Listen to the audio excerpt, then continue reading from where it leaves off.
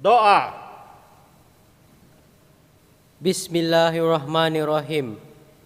Ya Allah, sesungguhnya Engkaulah Tuhan yang mempunyai kebesaran dan keagungan, yang memerintah dan mentadbir alam sekalian. Tiada berlaku sesuatu melainkan dengan kehendak dan kekuasaan daripada-Mu jua. Kepada Engkaulah sebenar-benarnya tempat kami meletakkan harapan dan memohon pertolongan. Ya Allah, apalah kiranya dengan kemurahan-Mu Engkau anugerahkan kepada kami sebaik-baik ilham dan fikiran, dan berikanlah kami sebaik-baik pimpinan untuk menjalankan tugas dan kewajipan kami. Mudahkan kepada kami segala kerumitan dalam menyelesaikan persoalan-persoalan yang diperbahaskan di dalam sidangan kami ini, dan sampaikanlah kami kepada kata sepakat dan tujuan-tujuan yang muktamad demi untuk kepentingan dan kebaikan negara. Seterusnya, kepada Engkaulah juga kami harapkan agar segala usaha dan cita-cita kerajaan dalam rancangan-rancangan pembangunannya akan berhasil dan berjaya untuk membawa kemakmuran, keadilan dan kebahagiaan kepada rakyat seluruhnya. Amin.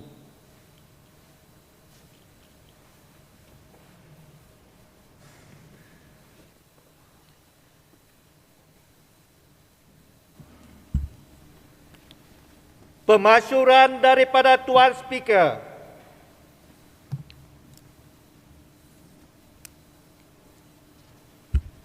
Bismillahirrahmanirrahim. Assalamualaikum warahmatullahi wabarakatuh. Selamat pagi dan salam sejahtera.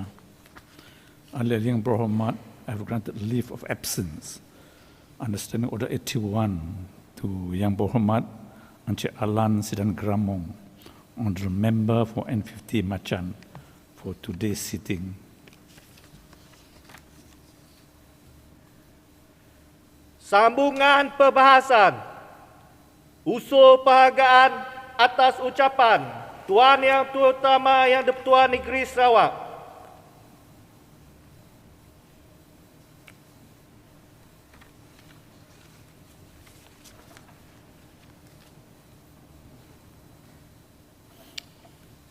Dengan hormatnya, saya menjemput Yang Berhormat Datuk Seri Haji Abdul Karim Rahman Hamzah, Menteri Pelancongan, Industri Kreatif dan Seni Persembahan, dan Menteri Belia, Sukan dan Pembangunan Usahawan untuk menyampaikan ucapan penggulungan. Terima kasih Tan Sri Dato' Amar Speaker. Bismillahirrahmanirrahim. Assalamualaikum warahmatullahi wabarakatuh. Salam sejahtera, salam Sarawakku sayang. Pantun pembuka bicara. Wilayah Sarawak, wilayah terbilang berbagai kaum sehati sejiwa. Adat resam wajar kita canang agar termasyhur di seluruh dunia. Bumi kenyalang Sidarul Hana, tanah berdaulat junjungan perkasa. Sarawak gemilang kemercu jaya, berkat pimpinan insan yang berwibawa. Hendak bertemu di pasar minggu untuk membeli buah bidara. Sudah berlalu musim terbelenggu, kini masa kita bersua mesra. Dari Betung ke Asajaya, membawa hasrat untuk berjasa. Pelancongan telah pun diperkasa untuk rakyat bersantai minda. Tan Sri Dato' Amar Speaker, kaulah mengucapkan setinggi-tinggi tahniah kepada Tuan Yang Terutama Yang di-Pertuan Negeri, Tun Pehin Sri Haji Abdul Taib Mahmud, di atas ucapan sempena pembukaan Mesyuarat Kedua Bagi Penggal Pertama Persidangan Dewan Undangan Negeri Sarawak ke-19 pada 17 hari bulan Mei 2022 yang lepas. Kaulah juga ingin mengucapkan setinggi-tinggi tahniah kepada Yang Amat Berhormat Datuk Petinggi Tan Sri Dr. Abang Haji Abdul Rahman Zohari bin Tun Datuk Abang Haji Openg, Premier Sarawak, di atas kemenangan besar Gabungan Parti Sarawak pada pilihan raya ke-12 baru-baru ini. Kemenangan tersebut adalah manifestasi sokongan rakyat Sarawak terhadap kepimpinan Yang Amat Berhormat Premier memimpin dan juga menerajui negeri Sarawak dan menjadikan Sarawak negeri yang paling maju dalam Malaysia. Tan Sri Dato' Ahmad Speaker, the Ministry of Tourism, Art and Culture has been renamed as the Ministry of Tourism, Creative Industry and Performing Arts in January 2022. The Ministry's vision is Sarawak to be a premier tourism destination and a showcase of unique arts and culture. To achieve the vision, our mission is to lead the advancement of Sarawak's tourism, art and culture. There are 5 agencies under the jurisdiction of my ministry, namely Sarawak Museum Department, Sarawak Tourism Board, Sarawak Convention Bureau, Sarawak Arts Council and Sarawak Crafts Council. Tan Sri Dato' Ahmad Speaker, tourism sector's scenario and outlook. After the unprecedented decline in 2020 and 2021, international tourism is expected to continue its gradual recovery in 2022 as an increasing number of destinations ease or lift travel restriction and the confidence to travel returns. According to the United Nations World Tourism Organization, or UNWTO, global tourism experienced 130% upturn in January 2022 with 18 million more international tourist arrivals as compared to the same corresponding period in 2021. In terms of national tourist arrival, Malaysia's 2021 tourist arrival plunged 96.9%, a drop from 4.33 million in 2020 to just 134,728 in 2021 due to the closure of Malaysian borders since March 18, 2020 to curb the spread of COVID-19 pandemic. The tourist receipt plunged 98.1%, a drop from Ringgit Malaysia 12.7 billion in 2020 to Ringgit Malaysia 0.24 billion in 2021. A very big drop actually. For Sarawak, the visitors' arrival have dropped 74% from 4.66 million in 2019 to just 1.2 million in 2020 due to the COVID-19 pandemic.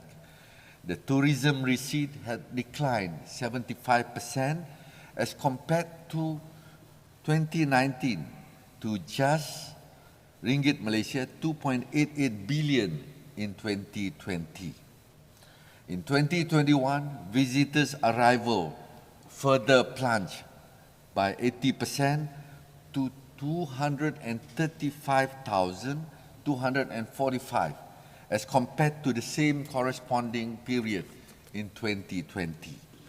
The tourism receipt had declined 81% as compared to 2020 to just Ringgit Malaysia 536 million and 536.17 million in 2021. From January to April of this year, that is 2022, visitors' arrival has increased by 574 6.35% to 310,064 as compared to the same corresponding period in the year 2021. Malaysia finally allows quarantine-free entry for fully vaccinated travelers from 1st April 2022, ending almost 2 years of stringent border control introduced to contain the COVID-19 outbreak. In the year 2022, Sarawak is optimistic to receive 1.2 million visitors, and which will generate ringgit Malaysia 3.2 billion tourism receipts. While international tourism slowly bounce back, domestic tourism will continue to drive the recovery of the state tourism industry. Government assistance during the pandemic. To reduce the impact of COVID-19, the Sarawak State Government has implemented 8 assistance packages, namely Bantuan BKSS 1.0 to BKSS 8.0 with 30 measures involving an expenditure of ringgit Malaysia 5.7 billion. A total of ringgit Malaysia 1.68 million was allocated through BKSS 3.0 and BKSS 6.0 to Sarawak tourism industry players, which included 164 licensed tour guides who are given ringgit Malaysia 1,500 per tour guide, and 119 park guides who are also given ringgit Malaysia 1,500 per park guide. Apart from that, 161 licensed travel agents also benefited. They are given ringgit Malaysia 3,000 per travel agent. 82 licensed tourist vehicle drivers, those who drive around the tourists, the drivers, they also benefited from here. They are given ringgit Malaysia 500 ringgit per tourist vehicle driver, and 570 licensed homestay operators who are given ringgit Malaysia 600 per homestay operator. This was on top of the various other assistance given by the Federal Ministry of Tourism, Art and Culture, or MOTAC. Restarting tourism through short-term recovery plans. My ministry and our agencies have been implementing short-term measures for recovery of the tourism, art and culture industry with the support and active engagement with various tourism industry players and stakeholders. Siasitok Sarawak campaign. My ministry through Sarawak Tourism Board has introduced discounted travel incentives through Siasitok campaign of version 1.0, 2.0 and 3.0, and Siasitok accommodation campaigns of version 1.0 and 2.0 to promote domestic intra-state travel. Besides, visitors incentive packages, or VIPs in short, campaign and Siasitok Sarawak Plus campaign were introduced to promote interstate travel. The Siasitok Sarawak campaign have indeed received good response and generated more than ringgit Malaysia 6 million in sales value with a total of 2,269 tour packages purchased involving 15,642 travelers. The wider range of domestic tour packages will create more interest among locals to travel widely in our state, which will benefit the tour industry. We are also working with the hotel industry through Malaysian Association of Hotels, or in short MAH, and Malaysian Budget Hotel Association, or in short MyBHA, to have Siasitok accommodation staycation campaign with 50% discounted hotel accommodation. A total of more than ringgit Malaysia 3.5 million sales were recorded with 16,655 room nights, which were booked through 47 participating hotels across Sarawak. The Siasitok Sarawak Plus was recently launched on the 19th of January 2022 to give travelers the opportunity to visit Sarawak through its main tourism gateway, namely Kuching, Cebu and Miri. It is a collaboration between Sarawak Tourism Board, or STB, Malaysia's airline, Firefly, and Maswing, where customers can enjoy attractive hotel and flight packages via MH Holidays. Through the Siasitok Sarawak Plus interstate travel campaign, travelers will have access to 57 exciting packages to Sarawak. STB has just concluded its participation in the Mata Fair 2022 at World Trade Center in Kuala Lumpur in April 2022. Sarawak has been chosen as the favorite destination of the fair. During the fair, STB, or Sarawak Tourism Board, with 20 of its industry partners, showcase Sarawak's attractive culture, adventure, nature, food and festival, or in short, CANFF. Business event planners incentivized packages. Business event planners incentivized packages is an incentive scheme to provide business event planners with additional financial and in-kind support for business events hosted from 2020 to 2022. A total amount of approximately ringgit Malaysia 1.84 million has been applied and granted. Since launching the business events planners incentivized packages in the same year, the ministry has seen evidence of good business retention with very low event cancellation, more secured events with excellent development of homegrown events. Therefore, the ministry has decided to continue with incentivizing the support for all business events in the year 2022. Events and festival. My ministry will continue to support highly potential festivals and events which could help to boost the tourism industry by increasing the number of arrivals into Sarawak through event grants. Despite the COVID-19 pandemic, a total of 32 events were supported by my ministry in 2021, amounting to ringgit Malaysia 6.25 million. For the first time, the annual national event, Citra Warna, was held outside of Kuala Lumpur. It was held in Sarawak at Kuching Waterfront from the 24th to the 27th of February 2022. The National Art and Culture celebration brought thousands of visitors to Kuching, and it was a great success under the watchful eyes of the necessary SOP that was imposed. After 2 years of pandemic, many iconic events have scheduled to return. Among those events supported by my ministry are A.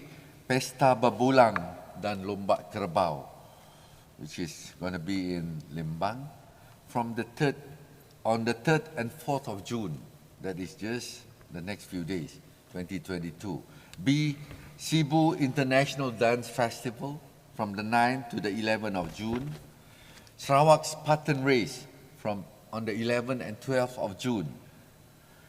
Rainforest World Music Festival, a week after the Spartan Race, that is from the 17th to the 19th of June. 1 week later, the Borneo Jazz Festival from the 24th to the 26th of June 2022. Then we have Borneo Cultural Festival in Cebu from the 19th to the 23rd of July 2022. Then we have Sri Aman Tidal Boar Festival from the 9th to the 11th of September 2022. Then we'll have the Kuching International Marathon on the 2nd of October 2022. The 8th Sarawak International Dragon Boat Regatta from the 28th till the 30th of October 2022. We also have got the Sarawak Regatta from the 4th to the 6th of November 2022. We will also be having the Kuching Marathon on the 6th of November 2022. For the whole month of October, we'll be bringing back the What About Kuching.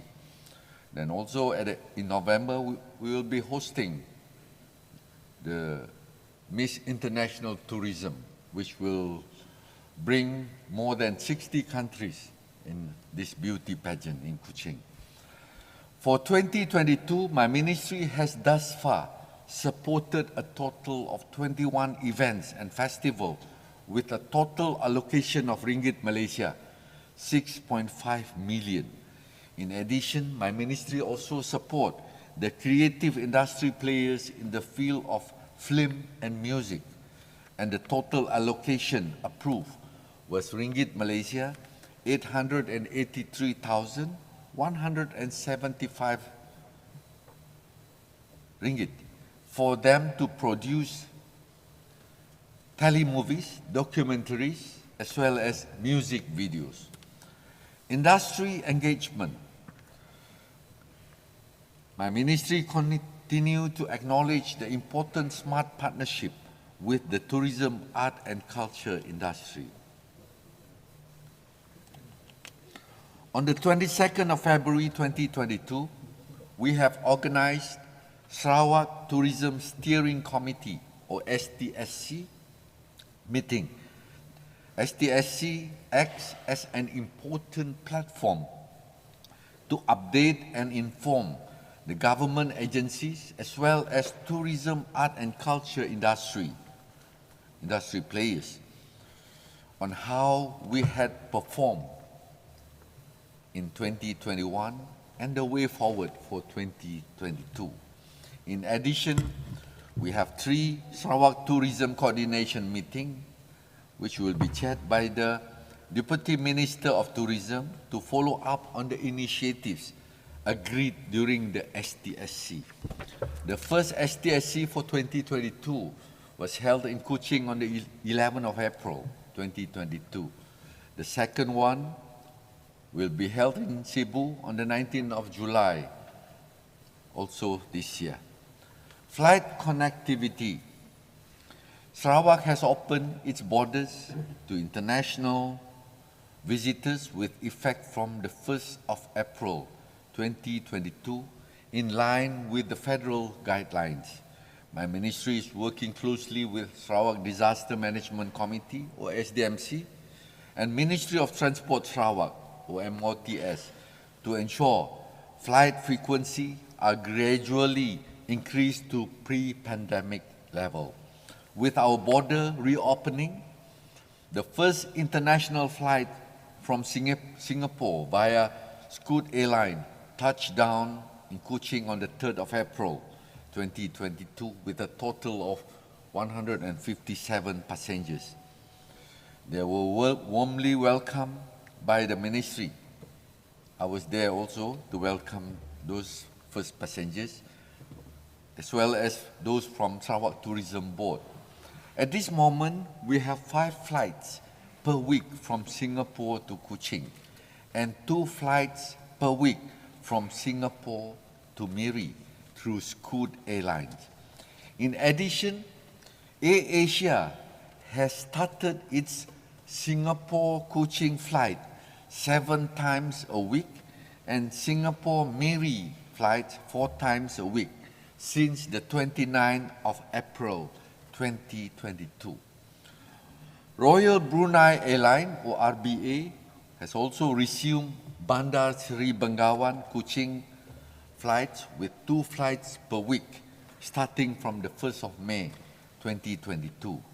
For domestic flights, Firefly started the Penang-Kuching route 7 times per week, with the inaugural flights on the 11th of April 2022 and the Penang-Miri route also 7 times a week. Capacity building. My ministry will continue the upskilling and capacity building of the tourism, art and culture industry. Capacity building programs include A. Online ecosystem fund to promote digital marketing empowerment. B. E-learning platforms with Lotus Voyager Group or LVG. C. Regional specific tourist guide or in short RSTG. D. Park product and services course. E. Post-COVID-19 enhancement program for park guides and RSTG to promote frontliners upskilling courses. F. Tribe Innovation Masterclass. G. Tribe Innovation Workshop, basic on sustainability in business events. H. Supporting Sarawak Business Event Association on Certified Incentive Specialists or CIS and digital event strategies. I. Tribe Marketplace Events. J. International Journal of Business Event and Legacies with IJBEL Studio. And K. Handicraft, Homestay and Community-Based Tourism courses. The enhanced knowledge, skills and attitude will prepare our tourism industry operators and frontliners for the return of the visitors. My ministry has also collaborated with Yayasan Sarawak to provide financial assistance in terms of loan to those interested to pursue the RSTG course, that is the Regional Specific Tourist Guide course. As of today, a total of Ringgit Malaysia 132,000 Yayasan loan was taken up by RSTGs.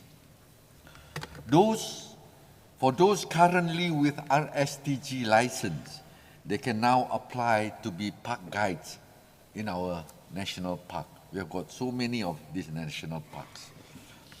They just need to attend the 5 days park product and services course by Sarawak Forestry Corporation.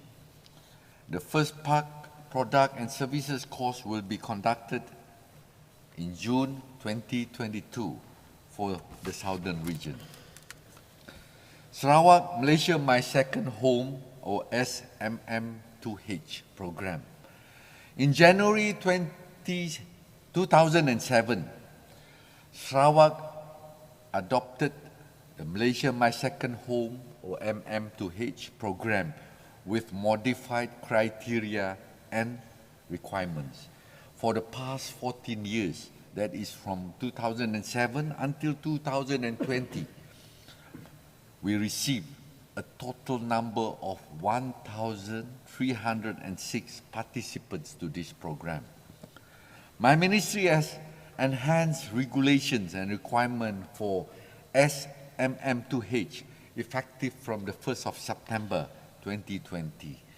After the implementation of the new guidelines, we have received 5 applications in 2020. Well, it's understandable. In 2020, our doors are still closed, our borders are still closed, so we only received 5 applications. In 2021, a total number of 94 applications were received, while in 2022, we have received up to date 231 applicants. From 5 in 2020, 94 in 2021, and until May 2022, 231 applications.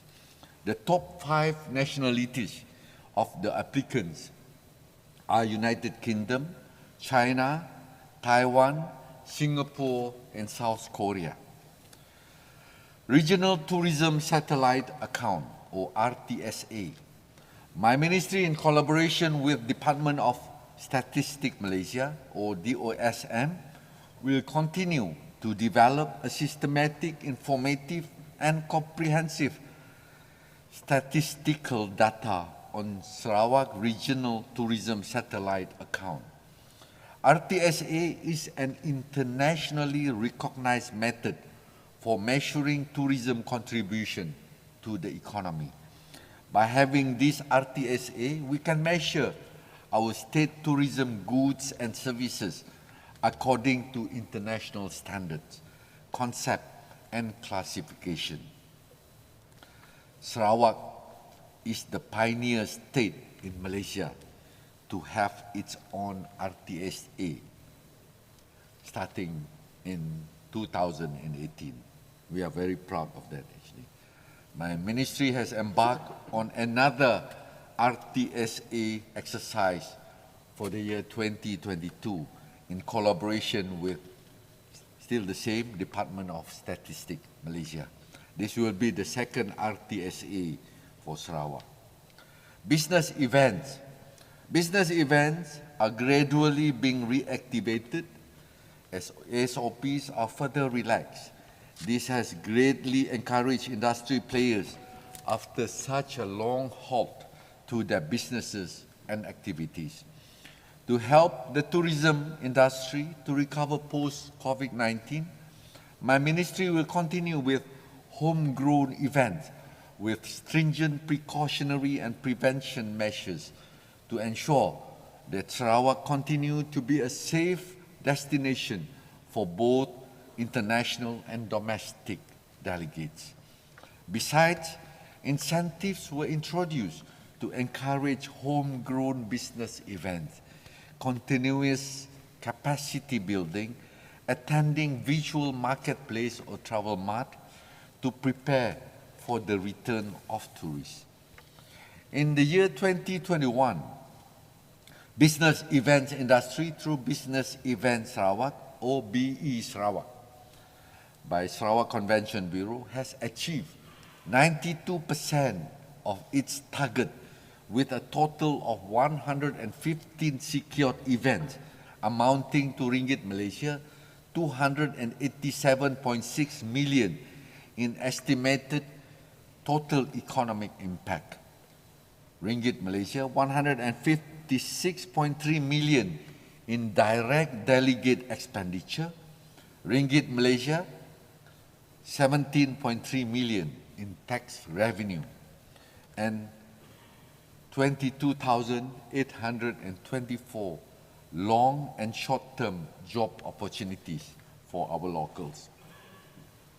In the year 2022, we have 29 business events contributing to approximately ringgit Malaysia 41 million in total economic impact, ringgit Malaysia 22.3 million in direct delegate expenditure, ringgit Malaysia 2.4 million in tax revenue, and 3,258 employment opportunities.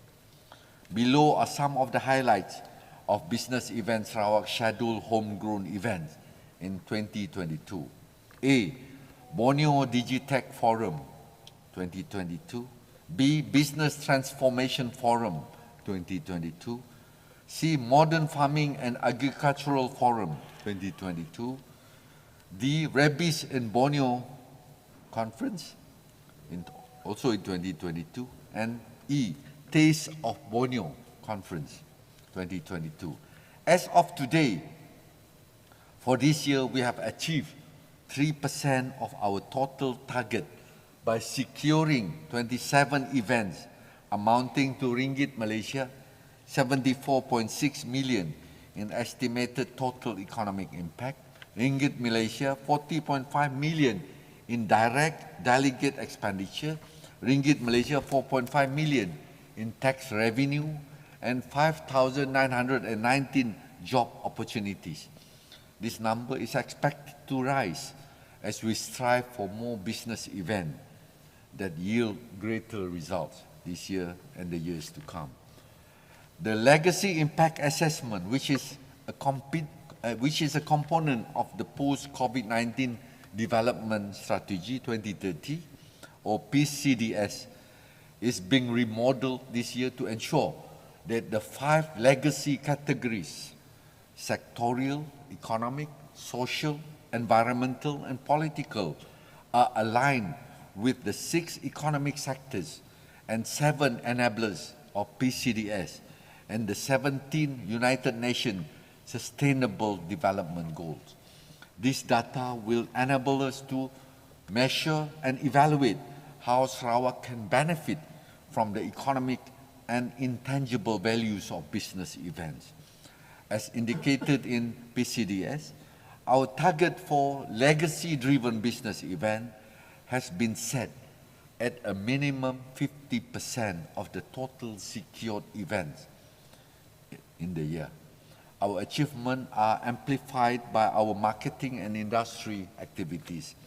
In 2021, we concluded 5 marketing events with Tribe Legacy Sarawak marketing campaign anchored our effort by promoting Sarawak as a business event destination for the region. Through forging multi-stakeholder collaboration to diversify return values and advocate for business event legacies. With Business Event Sarawak's strong strategies to increase brand awareness and presence, Business Event Sarawak secured a significant amount of media coverage and publicity opportunities worth Ringgit Malaysia 10.28 million from print, digital, and broadcast. Some notable highlights of 2021 were being the first in Malaysia to win the coveted Best Marketing Award by the International Congress and Convention Association twice. We were awarded at the 60th ICA Congress in Colombia in the communication category. We also won 2 other international awards for our video titled The New Normal in Business Events at the Los Angeles Film Award and the World Film Carnival in Singapore. We are also the first in the world to establish the International Journal of Business Event. Through our collaboration with Curtin University of Malaysia, we are merging important research and industry-driven knowledge on business events and legacies to expand the reach to business event practitioners across the world.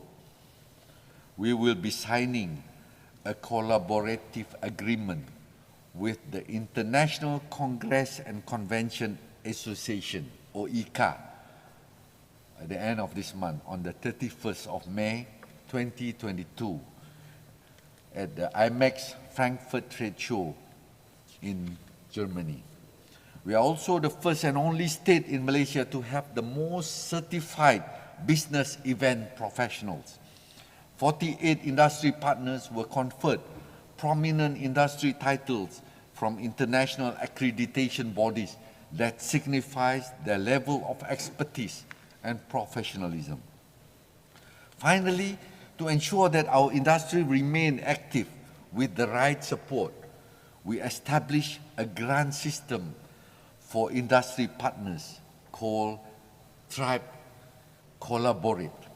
It provides funding for advertising and marketing activities with an allocation of Ringgit Malaysia 100,000, which has been fully utilized. The business event industry is rapidly progressing with promising results ahead. In 2022 and beyond, we will continue to mobilize strategies that will develop the industry holistically while securing more events aligned with PCDS to drive Sarawak's economic growth and social development. Ecotourism and community-based tourism. This year, more focus will be given to develop ecotourism and community-based tourism. In the post-COVID-19 Development Strategy 2030, one of the outcomes in the tourism sector is to increase community-based tourism by 20%, with emphasis to increase the household income of the participating local communities. The Ministry's objective is to increase from 46 homestay clusters to 48 clusters this year. The initiative includes registration of more homestay clusters, capacity building of the local communities by adding values to their product and services. The enhanced attitude, skills, and knowledge will prepare our tourism industry operators and frontliners for the return of the visitors. Ecotourism has become an important sustainable economic activity around the world. It provides opportunities for visitors to experience powerful manifestation of nature and culture, and to learn about the importance of biodiversity conservation and local cultures. At the same time, ecotourism generates income and economic benefits for communities living in rural and remote areas. As an effort to increase the participation of rural population in community-based tourism, my ministry, in collaboration with relevant agency, held a working visit in Lundu on the 2nd till the 4th of March 2022. Accordingly, a follow-up engagement session with homestay operators and tourism product owners will be held again on the 11th and 12th June 2022, also in Lundu, tentatively. This will be followed up with other places in other parts of Sarawak. My ministry is currently promoting ecotourism products such as Sarawak Delta Geopark, Heart of Borneo, and Totally Protected Areas, or TPAs, in Sarawak. Sarawak has a total of 67 gazetted Totally Protected Areas, or TPAs, which include 47 national parks, 15 nature reserves, and 5 wildlife sanctuaries. We have got the most number of TPAs in Malaysia, as well as the most number of national parks in Malaysia, actually. With the restarting of tourism, we have seen an increase in number of visitors to our national parks. We take, for example, Semangut Nature Reserve has received 11,453 visitors from January to April 2022, as compared to 1,813 visitors for the same corresponding period in 2021, which is an increase of 84%, while Bako National Park has received 3,569 visitors for January to April 2022, as compared to 1,023 visitors for the same corresponding period last year, that is 2021. This is an increase of 71%, and we will be foreseeing much more increase in the months to come. Formulation of management plan, conservation and visitors management for gazetted national park in Sarawak is another key goal under PCDS 2030. And for this reason, my ministry is working very closely with Sarawak Forestry Corporation to set a target of 3 management plans to be completed yearly. We target to complete 30 management plans by the year 2030. For 2022, development of management plan for Gunung Mulu National Park, Bako National Park, and Lambe Hills National Park are in progress. These efforts would enable Sarawak to further develop and enhance its tourism destination and attraction to the domestic and international market in line with the Sustainable Development Goal. Sarawak is in the process of nominating Niah National Park as its second World Heritage Site under the mixed category for natural and cultural heritage. Various efforts and tasks have been undertaken by all stakeholders to complete the draft dossier for voluntary submission to UNESCO, which is targeted to be in September 2022. The final dossier would be submitted by February 2023, which will be followed with evaluation by advisory bodies for the final decision by UNESCO World Heritage Committee in July the same year, before Niah National Park could be inscribed on the UNESCO World Heritage List. Art, culture and heritage. With the Ministry's vision to make Sarawak a premier tourism destination and a showcase of unique art, culture and heritage, a new section has been established. The new section, known as Art, Culture and Heritage section, has the foremost task to enhance cultural heritage and tourism sustainability by improving the preservation and management of heritage. Conservation of heritage. Through the conservation and upgrading of historical fortress program under Sarawak Museum Department, 5 forts have been upgraded and conserved. The forts are Fort Alice in Sri Aman, Fort Lily in Betong, Fort Ima in Kanawit, Fort Brooke in Julau, and Fort Hose in Marudi. Under Heritage Protection Program, a community engagement is currently conducted in Tatau to salvage 3 clearing found in Penyarai River. I heard that they have been thrown into the river by the kampung folks down there. Isn't it? Okay.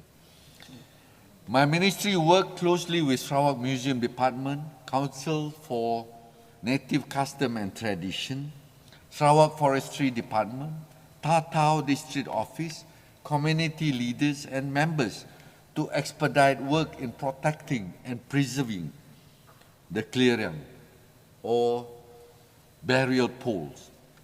In line with our target in PCDS 2030, we have started to identify and document important tangible and intangible cultural heritage of Sarawak. The Sarawak Museum Department has taken the initiative to conduct studies on the air raid shelter of Canada Hill, the old waterfall dam, the old well at Gurdwara Sahib Sikh Temple, and Makam Datuk Permaisuri in Miri. Similar efforts are also carried out for Fort Rani in Saratok, Fort Tabakang in Serian, St. Paul's Church in Lingga, Pulau Datuk Kong in Sabau, Sacred Heart Church of Sungai Bawan in Kanawit, Batu Narit of Pak Benga, Long Banga and Pak Lungan in Bario, Batu Narit in Long Samado, Batu Angan in Bak Kelalan, and the Beting Maru Battlefield in Saribas. Heritage Art and Culture Facilitation Fund. On the 27th of April this year, the Heritage Art and Culture Facilitation Fund, Odana Mudah Cara Warisan, Seni dan Budaya was launched by the Ministry. The main objective of the Facilitation Fund is to stimulate the recovery of the heritage, art and culture sector in Sarawak from the impact of COVID-19 pandemic. The fund hopes to assist artists, artisans, associations and organizations in organizing programs or activities that will help to promote more awareness on the importance of Sarawak heritage, art and culture. The fund also helped to enhance capacity building programs related to Sarawak unique heritage, art and culture. Borneo Cultures Museum. not too sure whether all ahli-ahli yang berhormat has visited that Borneo Cultures Museum. If you have not, you better come and visit. We can make arrangement for that. Before we start charging. Before the Borneo Cultures Museum was opened to the public on the 9th of March 2022. It was officiated on the 4th of March. And the response has been overwhelming. Between March 9 and 20th May, that is just a few days ago, a total of 150,000 people have visited the Borneo Cultures Museum. The highest number of visitors to the Borneo Cultures Museum in one day is 7,137, which is on the 16th of May 2022.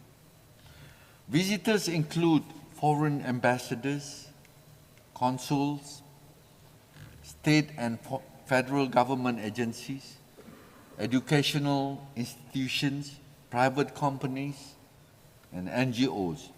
On the 29th of March, the BCM was visited by Kebawah Duli Yang Maha Mulia Sri Paduka Baginda Raja Permaisuri Agung Tunku Hajah Azizah Aminah Maimunah Iskandariah binti almarhum Al-Mutawakil Allal Shah Sultan Iskandar Al-Hajj. The feedback from the visitors to the BCM has been very positive and encouraging. But I dare say Yang di-Pertuan Raja Permaisuri Agong is one of the greatest supporter of this museum. She has full of pride of this museum actually, and everywhere she goes, she has been talking so highly. She has been talking so highly about our museum. Sarawakians are especially proud to have a world-class museum that showcases their culture and history. Borneo Culture Museum is now seen as a benchmark for other museums in Malaysia as well as abroad. The various theme galleries offered the best experience for visitors to appreciate Sarawak's unique cultural beauty. The galleries that are in the museum are the Art and Craft Gallery, the Children Gallery, the In Harmony with Nature Gallery, Time Changes Gallery, and the Object of Desires Gallery. Sarawak's Heritage Ordinance 2019. Sarawak Heritage Ordinance 2019 was passed by the Dewan Undangan Negeri on the 5th of November 2019 and enforced on the 1st of March 2022. This ordinance is to make better provision for the preservation and conservation of antiquities, monuments, and sites of cultural and historical importance for the benefits of the state and the people of Sarawak. This new ordinance replaced the Sarawak Cultural Heritage Ordinance 1993. Under this new Ordinance 2019, 3 new parts were added, which are administration, underwater heritage, and enforcement. New sections were also added under Part 6 of Historical Monument, Historical Site, and Heritage Site.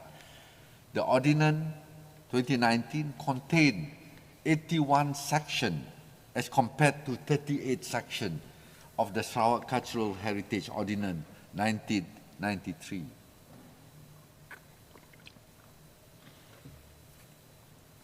Sarawak Heritage Council. The first Sarawak Heritage Council has been appointed on the 1st of April 2022.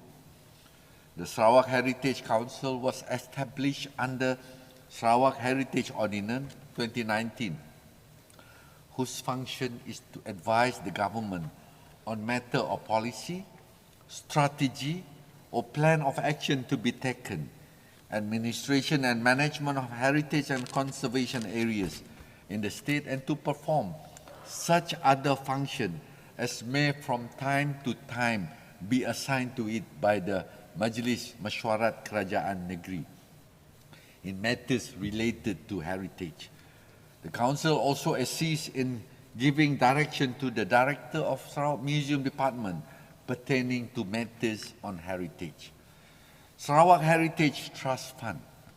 Under Section 4, in bracket 1A, 7 of the Sarawak Heritage Ordinance 2019, a Sarawak Heritage Trust Fund was also established for the purpose of maintenance, preservation, conservation, and enhancement of any heritage or conservation area of exceptional importance to the state. International Museum Conferences. The Sarawak Museum Department has been given the honor to host the 2022 Conference of International Society for Academic Research on Shamanism, or ISAS, from the 25th to the 28th of August at the Borneo Cultures Museum. The conference will make a history for being the first conference on shamanism to be held in Malaysia. The objective of the conference is to increase community awareness, especially on the legal impact of preserving the traditional knowledge and intangible cultural heritage of Sarawak on traditional arts of healing from extinction due to social and religious changes. Another international conference would be the much anticipated international conference on Nia National Park for the UNESCO World Heritage Site nomination. The conference is jointly organized by my ministry, the Ministry of Natural Resources and Urban Development, or MUNDA, Sarawak Museum Department, Sarawak Forestry Corporation. It will be held at Pullman Hotel Waterfront in Miri, Sarawak, from the 5th to the 8th of September 2022. Craft industry.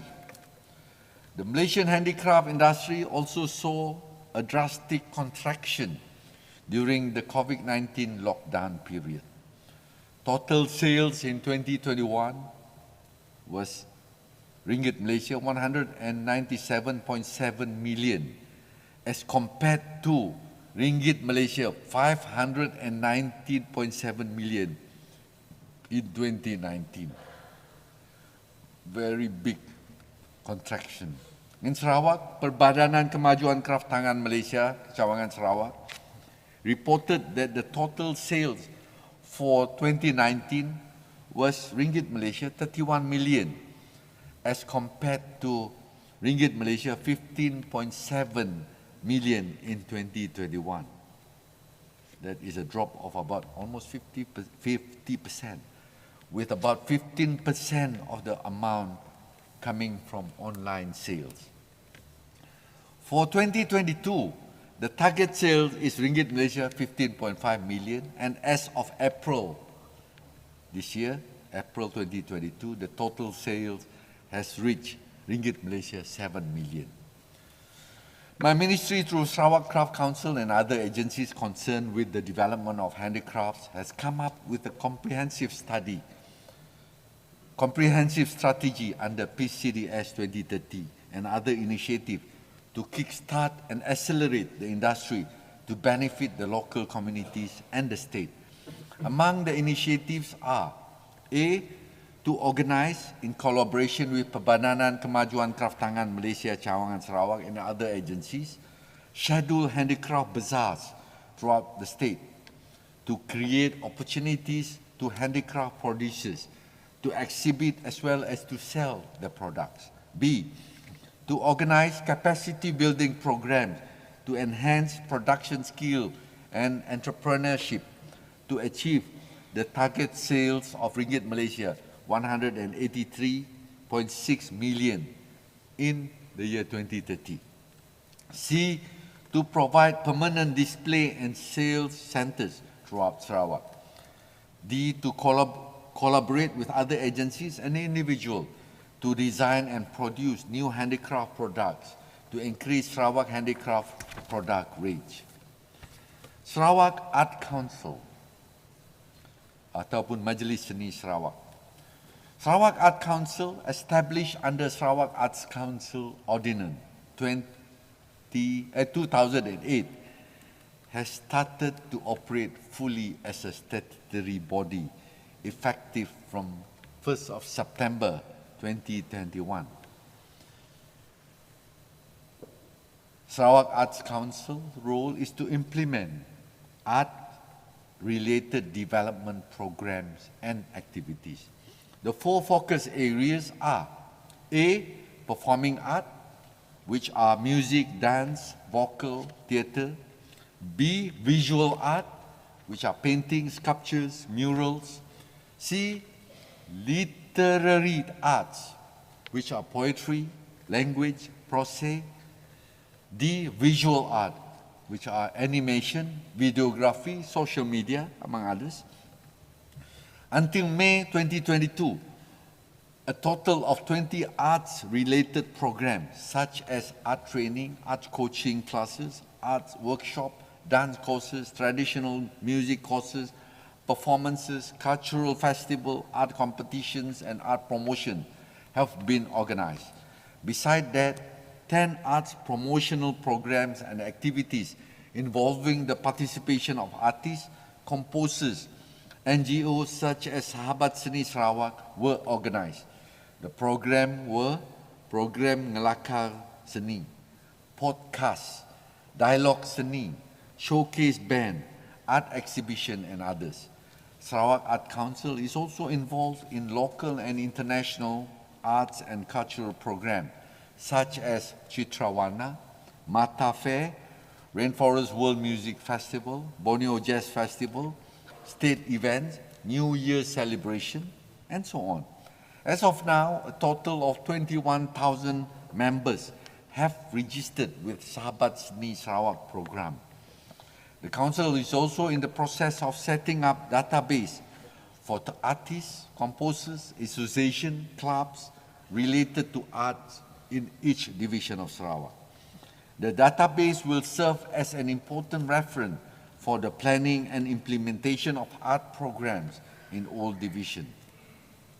In an effort to develop and strengthen art programs and activities, Sarawak Art Council also implements strategic cooperation program with other agencies such as Jabatan Kebudayaan dan Kesenian Negara ataupun JKKN, Dewan Bahasa dan Pustaka atau DBP, Perbadanan Kemajuan Filem Nasional Malaysia atau FINAS, Pustaka Negeri Sarawak atau Pustaka, and local universities and colleges. UNESCO Creative Cities Network or UCCN, Kuching has been accepted as a member of UNESCO Creative Cities Network under the category of gastronomy in November 2021. The only city or the only city in Malaysia to be given this recognition actually. This will attract local and international food lovers to visit Sarawak as the border are now open. We are very famous for our laksa, our kampuami, our mee kolok, cake lapis, and all that.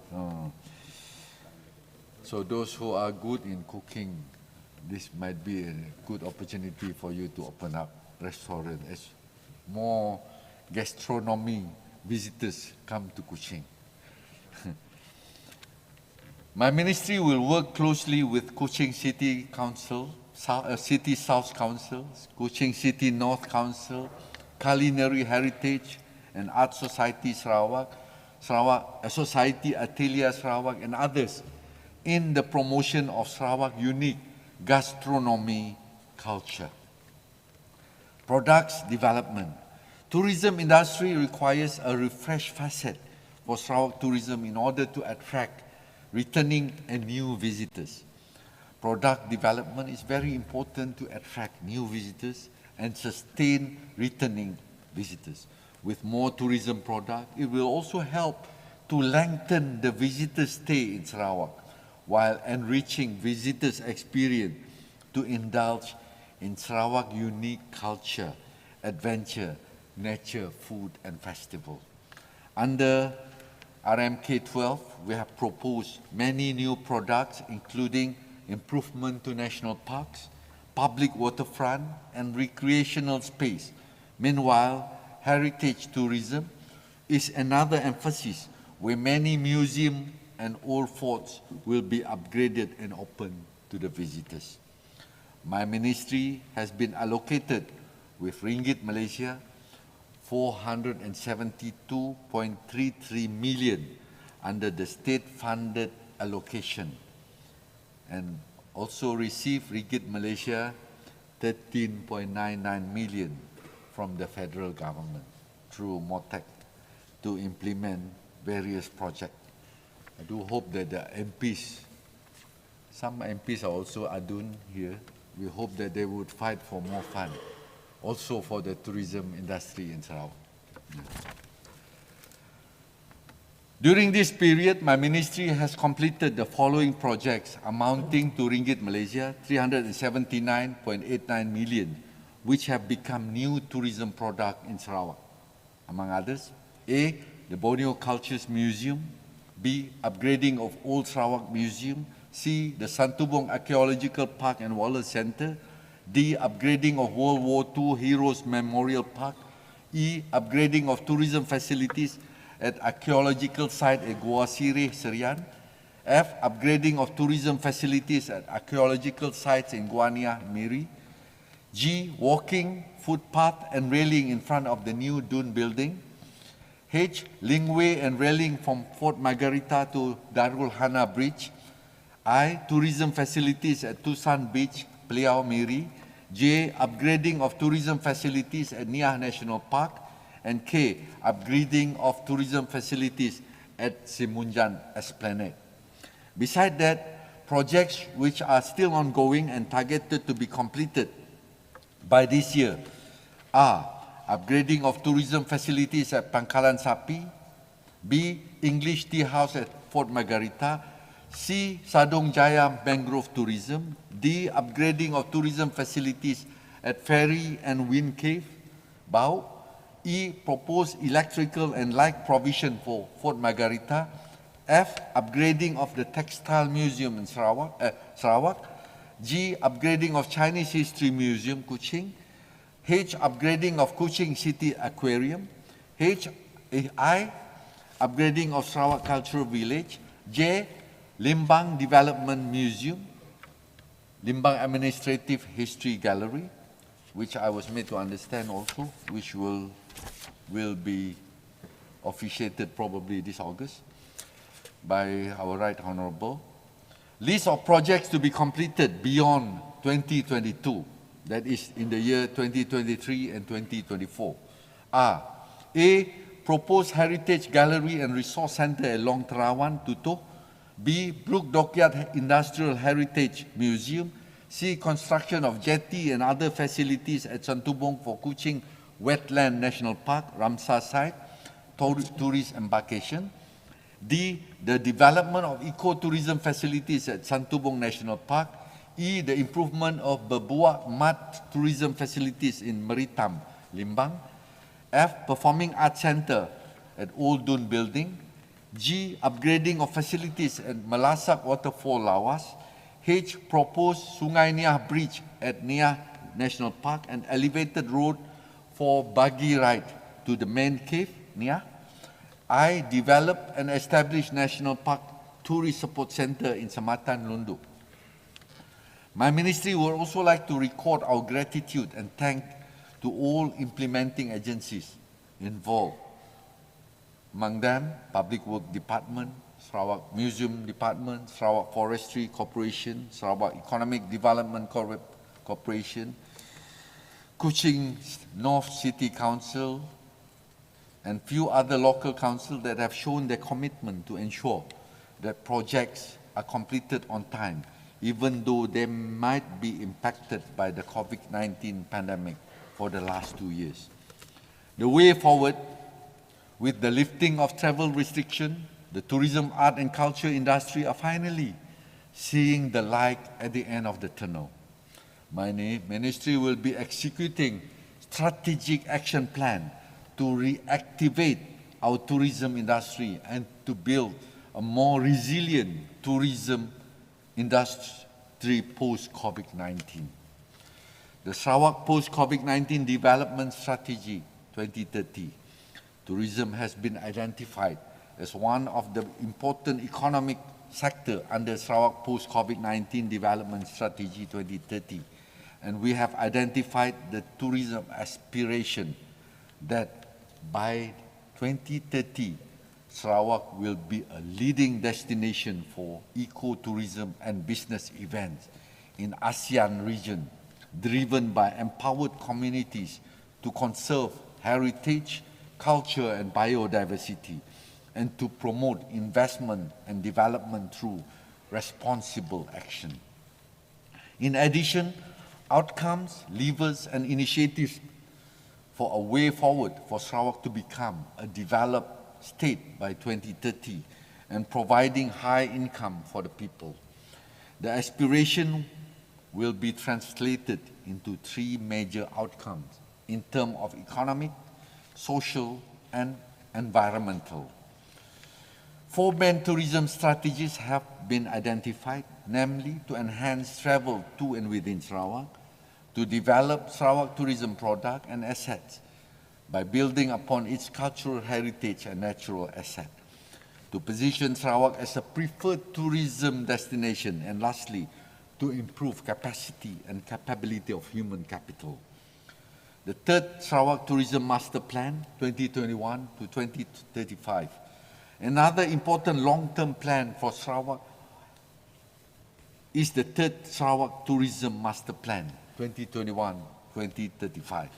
The master plan is timely to support the post-COVID development strategy 2030 for the tourism sector to spur both immediate and long-term growth and recovery from the impact of COVID-19 and to bring new business models and strategies for both the demand and supply side of tourism industry.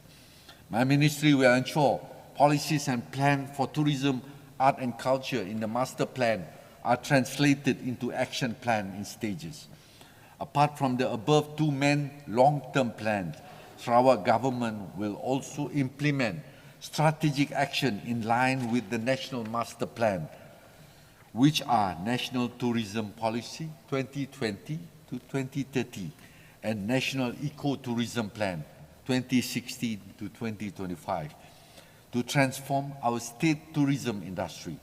We will continue to work closely with the federal government in identifying and facilitating tourism business initiatives and grants in these areas through public funding or public-private partnership. Responsible tourism. In line with the United Nations Sustainable Development Goals, my ministry has been working together with the industry players to promote responsible tourism. It refers to the responsibility that both visitors and hosts take to ensure sustainability is addressed and maintained. A responsible tourist will make decisions based on what is best for the local communities in the long term, making sure that the action based on those decisions have a positive impact on those communities. Responsible tourism minimizes negative environmental, social, and economic impacts, generate greater economic benefits for locals, and enhances the well-being of host community, improves working conditions and access to the industry. My ministry, in collaboration with the Faculty of Hospitality and Tourism Management, UCSI, Sarawak Campus, UCSI University, Sarawak Campus, Sarawak Research Society or SRS, have published the first international journal in responsible tourism management, or in short, JRTM in Sarawak. This JRTM is a scholarly journal that aims to advance and disseminate cutting-edge knowledge pertaining to responsible tourism based on contemporary issues and cases in Sarawak and any developing destination locally or internationally. It serves as an avenue to converge the expertise of tourism and hospitality academics, practitioners, government agencies, and other stakeholders, and provide holistic views, robust finding, and practical insight to benefit readers and the community concerned. My ministry, through Sarawak Tourism Board, is vigorously continuing our responsible tourism agenda via several initiatives and collaborative efforts. On the 6th of May 2021, a responsible tourism webinar was held in Kuching to highlight on sustainable development goal on responsible tourism and best practices for sustainable tourism.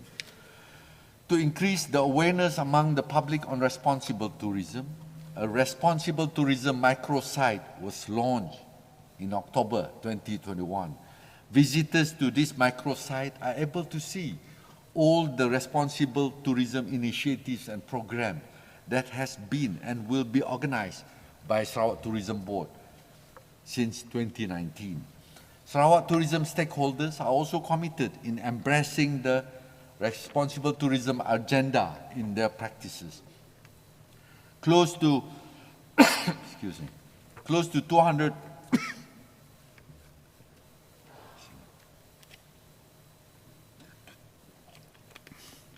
200 players from Sarawak tourism industry comprising of government representative, local tour operators, hoteliers, and healthcare service providers took a responsible tourism pledge, committing to reduce the environmental footprint, support local communities, and protect cultures and heritage. The pledge was taken during an industry briefing by Sarawak Tourism Board, which was held simultaneously in Kuching, Cebu, and Miri in November 2021.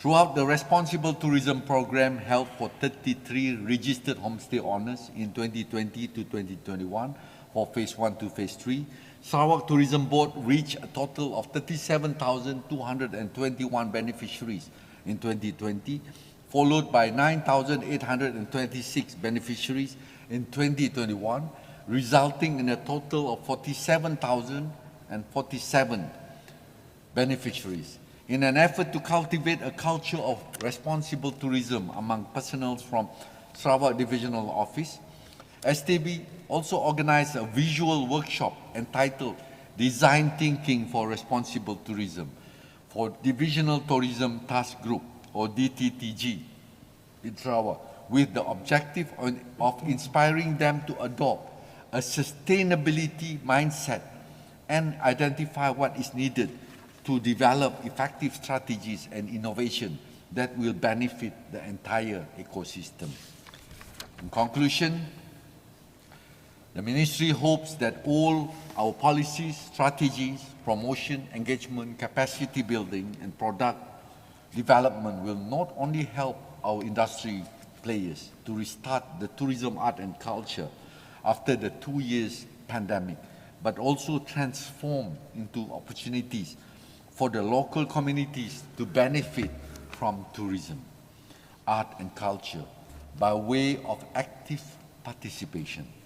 The local communities can participate in community-based tourism such as homestay, as local hosts, craft and souvenirs making, activities to reap the benefits from tourism and increase their household income. I would like to thank ahli-ahli yang berhormat for Krian, Kelakar, Katibas, Beting Maru, and Telang Usan for their proposal, suggestion, and issues raised in this August House in relation to tourism, facilities, centers, accommodations, events, and workforce to facilitate the local tourism industry. My ministry will take necessary steps and action to study the proposals and whichever are deemed necessary and feasible will be incorporated in my ministry's future plan in accordance with their respective merits and priorities. I would like to also take this opportunity to thank Tan Sri Speaker, Tan Sri Dato' Amar Speaker, and all staff of Dewan Undangan Negeri for your excellent handling of all the Dewan proceedings. The State Secretary and all government department, whether you are from the state or federal, and not forgetting the staff of my own ministry and agencies under the ministry for their hard work, commitment and dedication in giving the necessary support, input and information. Saya juga ingin mengambil peluang ini untuk mengucapkan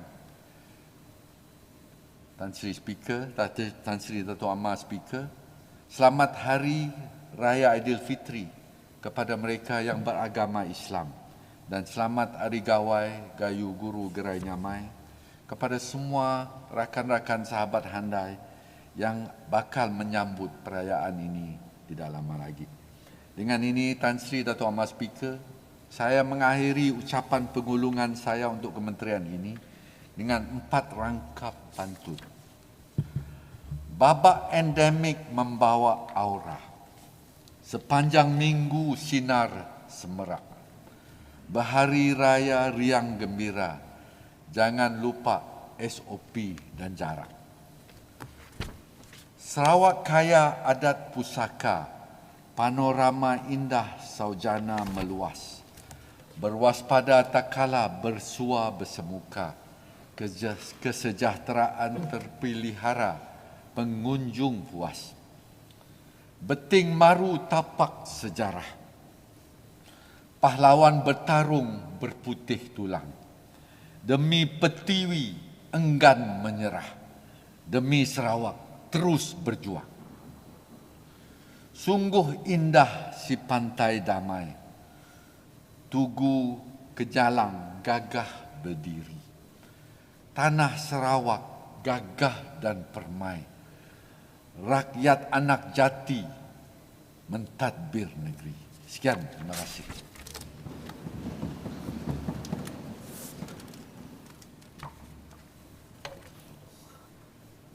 Ya Muhammad, do you want to proceed with the next ministry or you want a break?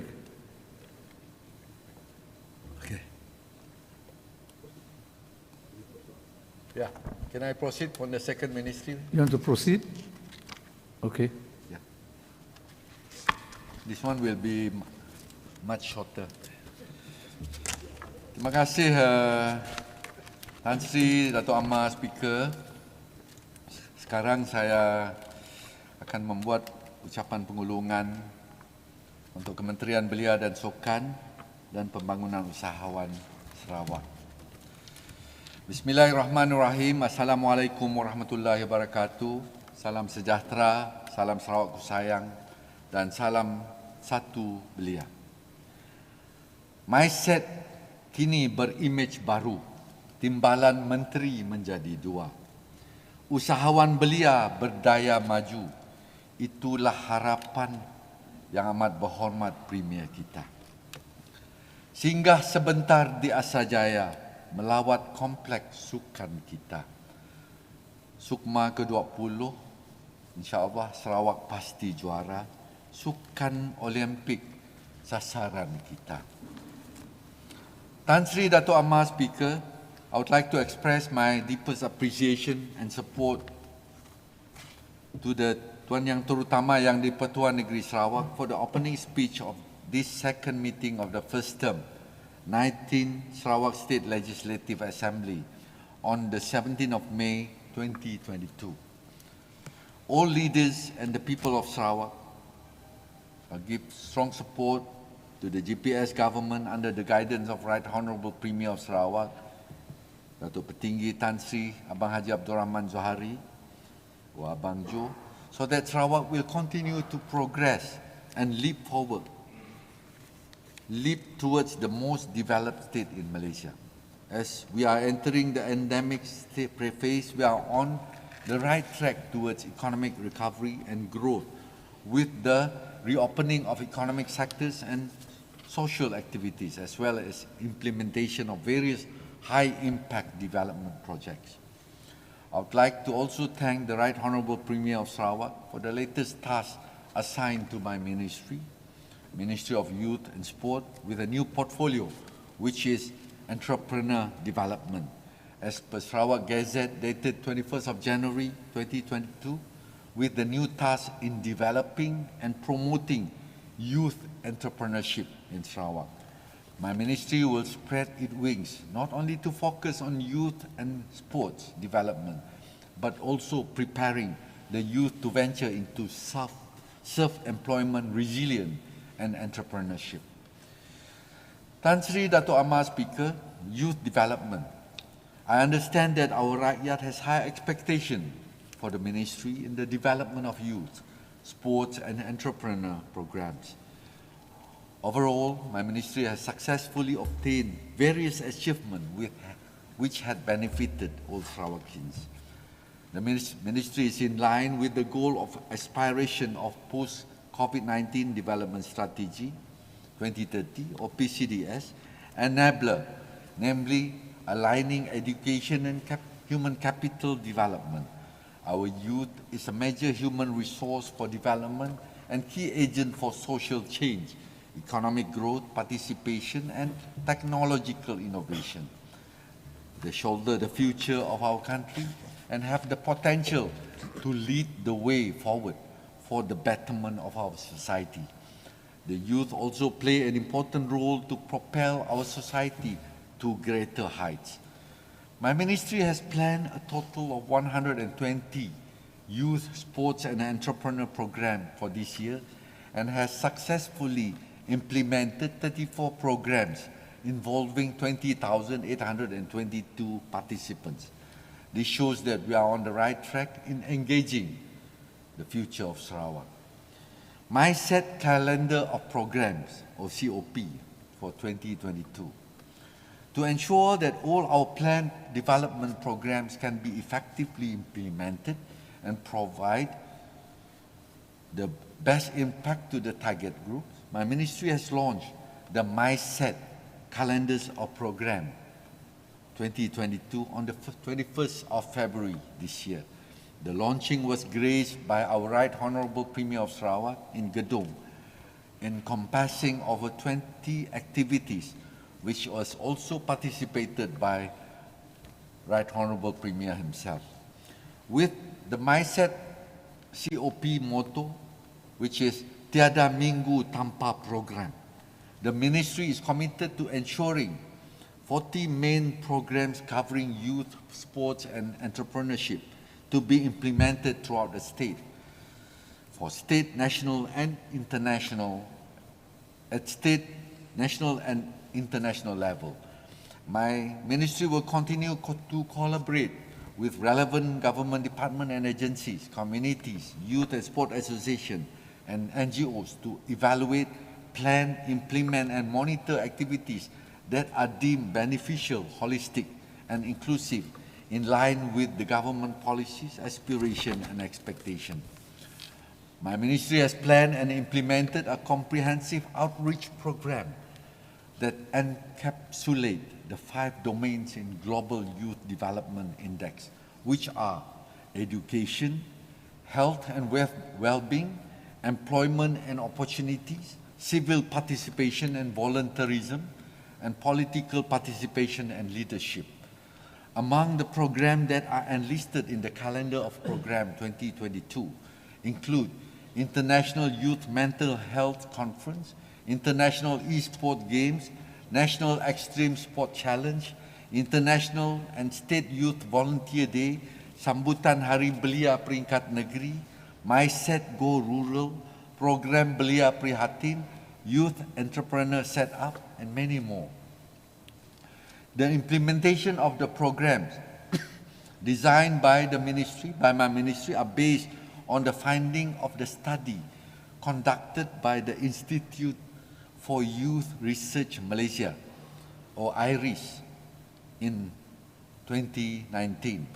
There are only 3 states that conduct this survey, that is Sarawak, Johor and Sabah actually.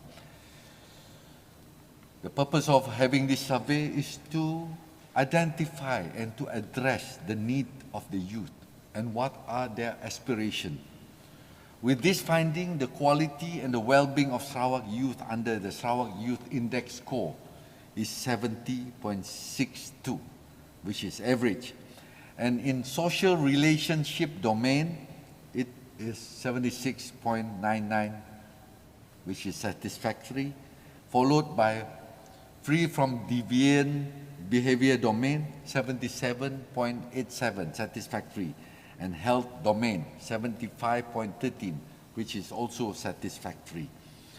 However, there are 3 domains that are below the unsatisfactory score and require some attention. The scoring for economic domain is 56.34, followed by leisure activities domain, which is 57, and political socialization domain, which is 57.58. So these are the 3 areas which the ministry is looking at and trying to engage with the youth so that we can increase the score for these 3 domains. Based on the finding above, my ministry has come up with various programs such as entrepreneurship, youth leadership and empowerment courses, Sarawak Youth Debate, Sarawak Active, Sarawak Sports, Mass Sport Participation and Talent Identification program to address these unsatisfactory areas. The government has always paid special attention to the problem of youth unemployment, especially during COVID-19 pandemic. In order to minimize the negative impact derived from increased social problems, my ministry has come up with ASEAN Youth Mental Health Program, Program Belia Prihatin, Program Belia Kasih Community, Program Ziarah Belia, Youth Entrepreneur Setup and Financing, among others, to mitigate the arising issues. The ministry had intensified and expanded the involvement of youth association and organization in Sarawak. This aspiration emphasis on my set as a facilitating agency for the involvement of youth association. My ministry had presented grants amounting to Ringgit Malaysia 5 million to 74 youth and sport association in Sarawak. This grant act as an incentive for them to engage with the ministry in implementing youth and sport development programs in Sarawak and also running their various organizations. State-level Youth Day. The state-level Youth Day celebration is being held annually to give recognition and appreciation to youth that have contributed towards our society and to the development of the state. The prime highlight of the celebration is the presentation of Anugerah Belia Negeri to honor the outstanding individual and youth association that have involved immensely in community development and nation building. 15 exceptional recipients have been awarded as Sarawak Youth Icon since 2017. My ministry will continue to recognize Sarawak Youth and Association, and this year the celebration is planned to be held in October 2022. ASEAN Youth Mental Health Conference. My ministry has organized the Southeast Asian Youth Mental Health Conference aimed at educating and increasing awareness of the importance of the services of professional psychologists, counselors and psychiatrists for youth on the 31st of July 2021. The event, organized with the cooperation of Social Community Programs Urban Society or Scopus, Malaysia, and team Breaking the Mental Health Issues, Stigma in ASEAN Amid the Pandemic, was conducted via Zoom webinar. The speakers were from Singapore, the Philippines, Brunei Darussalam, Vietnam, Indonesia, and Malaysia. The conference involved 550 participants aged from 18 to 40 from Malaysia, the Philippines, Vietnam, Brunei, and as well as Indonesia. The closing of the program was graced by Tan Sri Datuk Sri Dr. Nur Hisham Abdullah, the Director General of Health Malaysia. My ministry will continue to organize international events this year to benefit the youth and conduct youth mental health study in the future. Program Belia Prihatin Sarawak.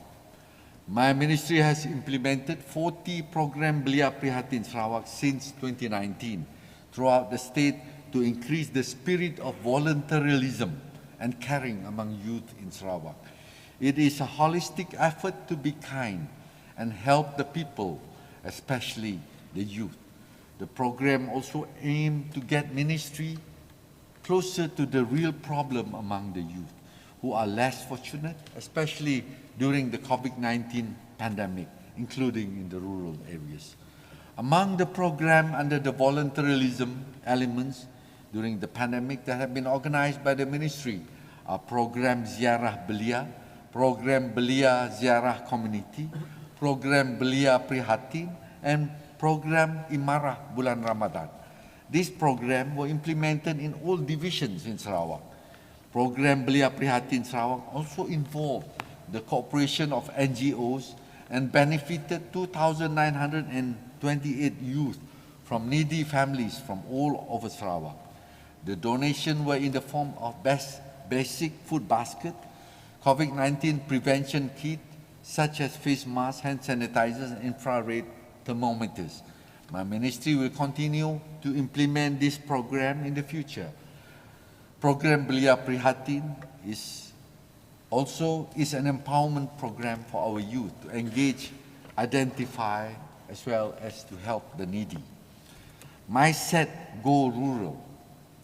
My ministry is reaching out to the people in the rural and interior of Sarawak by bringing MySet Go Rural. This program acts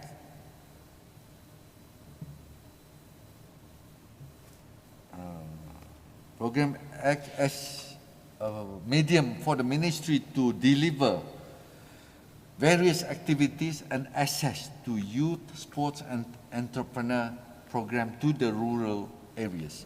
The content of MySet Go Rural programs are Project Community Prihatin, Fit Community, Aram Sesais, Joh Berjual, Kopi Talk, and many more. As for now, 250 participants from Gedong, Sabau, and Sarike have benefited from this program. The continuous program will be conducted in Long Singut Kapit in July, as well as in other parts of Sarawak for the rest of the year. On MySet Smart Partnership, our state's Youth and Sport Department has also planned to organize core programs for our youth, including Majlis Perundingan Belia Negara Peringkat Negeri Sarawak 2022, Sambutan Hari Belia Negara Peringkat Negeri Sarawak, Anugerah Perdana Belia Negara Peringkat Sarawak, Youth Career Active at Martial Art, Malaysia Sport League, Futsal Peringkat Negeri. These activities will complement the program which are organized by my ministry. We also collaborate with Saberkas, the largest youth organization in Sarawak, in conducting programs that are aligned with the ministry's objective, such as Saberkas Prihatin, Carnival Sukan Saberkas, Bubo Lambuk Saberkas, program Jum Start Business, and many more.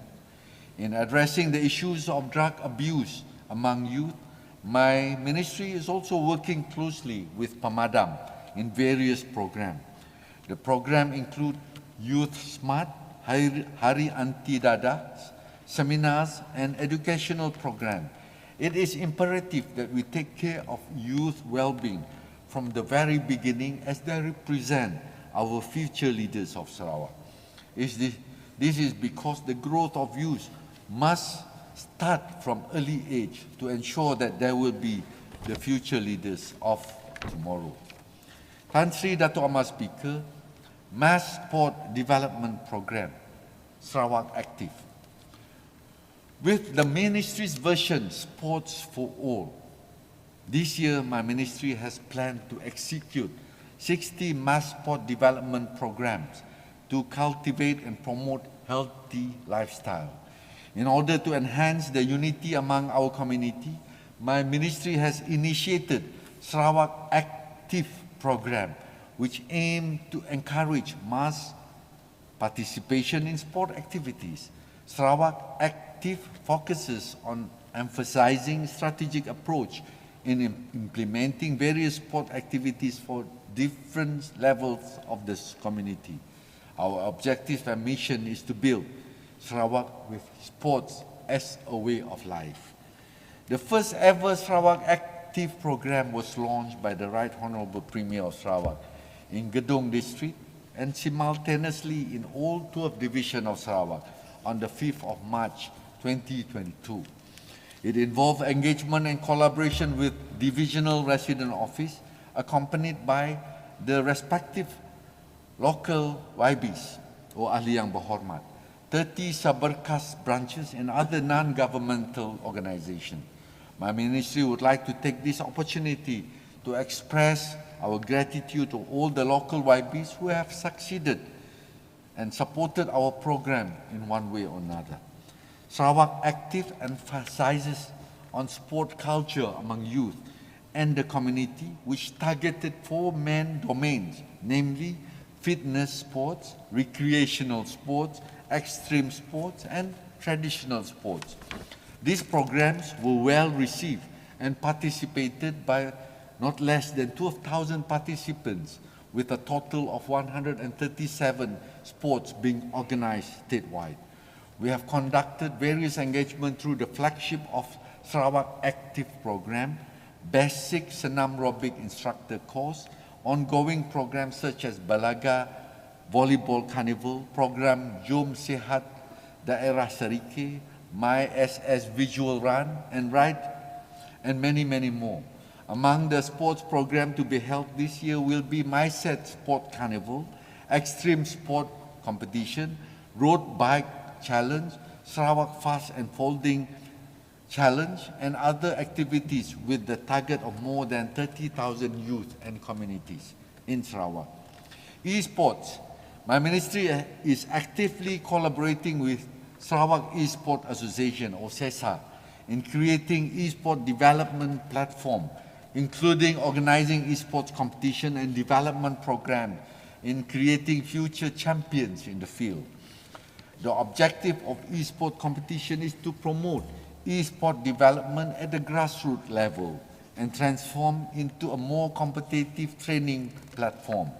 The competition includes Sarawak Stay-at-Home Esport Challenge, My SS Youth Stay-at-Home Active Challenge, My SS East Football Pro Evolution Soccer or PES 2021, and My SS Malaysia Day Esport Cup with 2,500 participants throughout Sarawak. SESA has also successfully organized My Borneo E-Force International Tournament, Sarawak Esport Expo, Talent Esport Search Program, Mobile Legend Challenge, and Malaysia Esport League. Through this program recently, we have nurtured our very own talent representing the state at the world-class level. In Let's Come Back Esport Tournament 2022, held in Sabah on the 19th and 20th of March 2022, our 6 athletes won 1 bronze medal. In the recent SEA Games, Malaysia has contributed 3 bronze medals in the esport events. Among the esport athletes, excuse me. Among the esport athletes representing Malaysia, our Sarawakians representatives. Among them, Ibnu Khaldun bin Muhammad Syukur, Alvin Lim Ming Siang, and Muhammad Nabil bin Nazaruddin. They won 3 bronze medals actually. With the creation of Center of Excellence for Esports under Sarawak Esports Association, we are preparing and nurturing more athletes to compete in international tournaments. We are also focusing on learning elements to develop basic courses such as game development, e-sport medica or healthy gaming, competition management, leadership, administration, and team management. This will produce quality standards of performance among the e-sport community towards achieving the growth and sustainability of e-sport industry in Sarawak. Tan Sri Dato' Amar Speaker, Sarawak Sport Achievement, the 31st SEA Games in Vietnam. Malaysia sent a contingent of 612 athletes and officials to the recent 31st SEA Games or Southeast Asia Games held in Hanoi, Vietnam from the 12th to the 23rd of May 2022. Out of these numbers, 46 athletes originate or come from Sarawak, participating in 21 events. With the closing of the SEA Games, the last 2 days, that is on the 23rd of May 2022, Malaysia managed to secure 6 placings out of 11 countries that have met the target of 36 gold medals. Unfortunately, from what I see in the media, this was the worst performance by Malaysia in all the SEA Games that they have participated.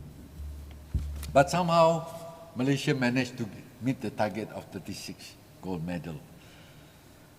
They come back with 39 gold, 46 silver, and 91 bronze medals. Our athletes from Sarawak has succeeded in winning 4 gold medals, 10 silver medals, and 14 bronze medals. I personally wish to congratulate all our athletes representing Malaysia, and especially those that come from Sarawak. Among the athletes from Sarawak, Datuk Pandalila Rinong has retained her gold medal in the 10 meters platform synchronized event. I was there to see her perform on that day, whereby Kimberly Bong Kian Ping also won the first silver medal for Malaysia in the women individual 1 meter springboard on the first day of the diving event. Other achievements of our Sarawakian athletes in the SEA Games are Gillian Lim Siu Gyok won her silver medal in women team of 4 and a bronze medal in the women double 10-pin bowling event, while Narosha Kaligit Tiagarajan also won the silver medal in the women's team of 4 in 10-pin bowling event. In golf, Mirabel Ting Eun Hui, women's golf team event, she managed to win a silver medal. In the bodybuilding event, Azri bin Asmat Safri, if I'm not mistaken, he's from Miri, has won silver in the 55 kilogram category, while Dr. Malvin Abdullah won bronze in the 65 kilogram and mixed pair category. In the 75 kilogram category, Buddha Ancha has secured the silver medal. In the diving event, Rodic Bertrand Lysis has also won 1 bronze medal in the men individual 1 meter springboard on the second day of the diving event. In Wushu and in kickboxing, Clementine Su Wei has won gold in the men Wushu, Taulu, and for kickboxing, Awangku Abdurrahman Awang Mara Jaya has won bronze medal in the 54 kilogram category. Nur Asmida Ramli has won bronze medal in the women sepak takraw team event. Sarawak athletes has also shown excellent performance in the athletic event, in which we had secured 2 gold medals through Jackie Wong Siu Chil and Grace Wong Ziu Mei in men's and women hammer throwing. The first Sarawakian female, Ji Zenru, representing Malaysia in Xiang Qi or Chinese chess, women's standard single, managed to win a silver medal. The first time I think Malaysia won a medal in this event. Other silver medalists are Wilson Sim, Wei Sheng in men's 4x200 meters freestyle relay team, and Jonathan Ngipak in men's 4x100 meters relay. Bronze medalists we have also in the tennis men's team event through Muhammad Aiman Hamdan. Karen Lin and Alice Chang Li Xian also managed to get bronze medals in ping pong women team as well as in the women's double. Our Sukma swimmer Job Tan Zij managed to win a bronze medal in the men's 200 meters breaststroke event. Last but not least, our women discus thrower Queenie Ting Kung Ni managed to win her silver medal and proudly set a new national record of 52.36 meters with her throw. National and international sport event. This year, our athletes have participated in national and international sport events as follows. Our Sukma shot putter, Jonah Chang, currently he's in Germany, preparing for the World Junior Championship in Cali, Colombia. He has also set our national under-20 record with the 18.6 meter throw. Our archer, Bryson Ting Tiu Leong, Sarawak Sukma athletes, also won the bronze medal in men's team recurve 2022 at Phuket, Thailand, in conjunction with Asia Cup Series Stage 1, held on the 14th to the 19th of March 2022. National Youth, Junior and Senior Weightlifting Championship was held in Malacca from the 14th to the 19th of March 2022, and Sarawak contingent has won 3 golds, 1 silver and 1 bronze medal. National Athlete Senior and Junior Muay Thai Championship 2022 in Kelantan from 17th to 20th March 2022. A total number of 13 athletes representing Sarawak contingent had won 3 golds, 3 silver and 3 bronze medals. Actually, for the record, these athletes are sent to all these tournaments to prepare them for the Sukma. In the 56 Milo Pram Malaysia Invitational Age Group Diving Competition 2022 held in Ipoh on the 22nd and 23rd of April, that was just last month, Sarawak athletes had won 15 golds, 4 silvers and 3 bronze medals. Our football team under Sport Development Program has also been involved in the President Cup 2022 League as well as in the Youth Cup 2022 League. Development in Sarawak sports. Under Sarawak Sports Development, our master plan has proposed some major international events this year, such as Sarawak International 10-Pin Bowling Championship, 10-Pin World Junior Championship 2023, Asia Pacific Conference on Performance Analysis of Sports Psychology, Asian South Pacific Association of Sports Psychology and World Chinese Badminton Championship 2023. Through the organizing of these international tournaments and conferences, it will help in developing the technical, tactical and strategic plus administrative and management skill of players, coaches, managers and sport association. This is also in line with sport tourism initiative as established in post-COVID development strategies to increase the tourist arrival and tourist receipt. In addition, it is a good opportunity to build a bigger base of new talents in sport and improvement in qualities of their current performance, as well as an eye-opener for our local to witness the international event. Furthermore, organizing international clinic, workshops, seminars, and conferences by bringing in consultants and experts to share the new findings in sports science will increase the knowledge, experience, work attitude, commitment among local coaches and enhance positive productive trend in Sarawak sports. Sukan Malaysia, or Sukma, Sukan Sukma, Kuala Lumpur 2022. Initially, the 20th Sukma game was supposed to be held in Johor in the year 2020, but because of the plague of COVID-19, it could not be held. It was supposed to be held again in 2021, also in Johor. Again, it was postponed. And 2022, I think Johor got a little bit pissed off with that, so they refused to do it in 2022. Instead, they told the main organizer, we will only do it the next 2 years, that is in 2024. So a new place has got to be held for Sukma 2020. That is in Kuala Lumpur. Our Sarawak contingent will participate in the coming Sukma 20, which is called Sukma 20 MSN 2022,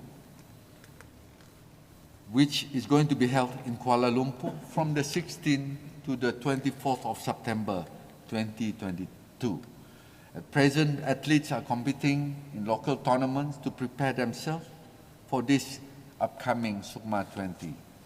Sarawak Sports Corporation High Performance Unit Technical Team has applied sports science approaches to our athletes to prepare for their physical and mental strength, and also to uplift their performances to a higher competitive level.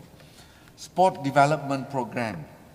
The Sarawak Sport Development Program was designed based on long-term athletic development model with the hope that we can deliver athletes that can sustain in long-term instead of short-term achievement.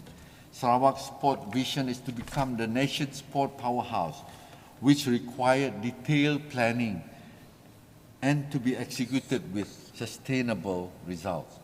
The Sports Development Program has faced many challenges in the last 2 years because of COVID-19 pandemic and movement control order.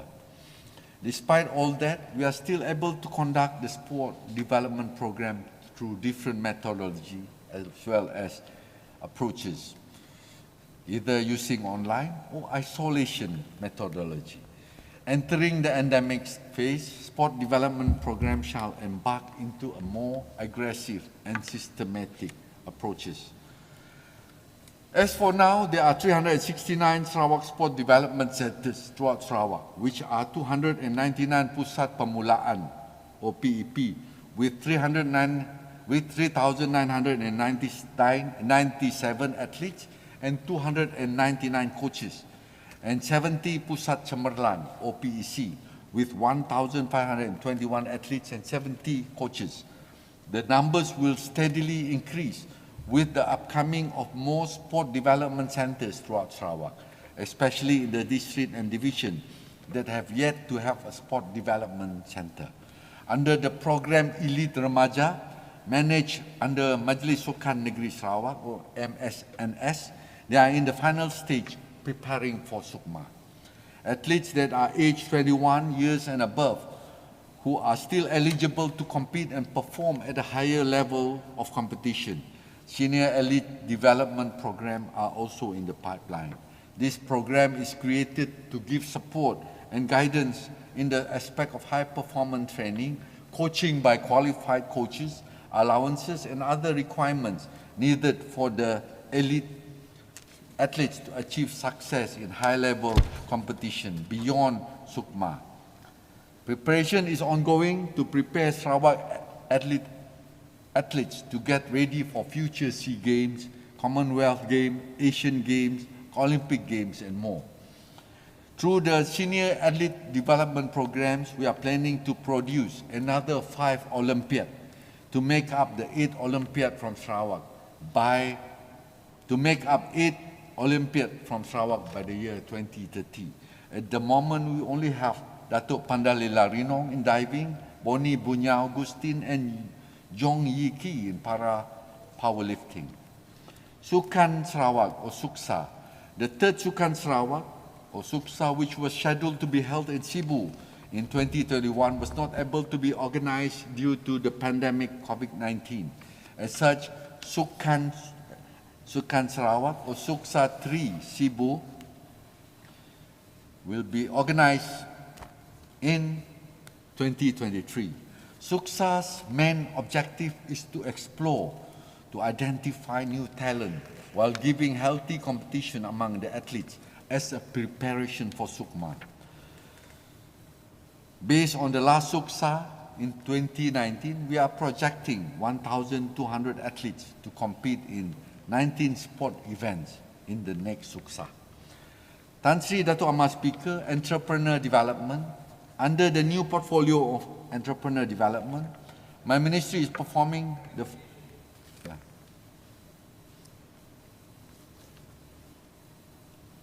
Quick one, Thank you, Mr. Speaker. Thank you, Honourable Minister.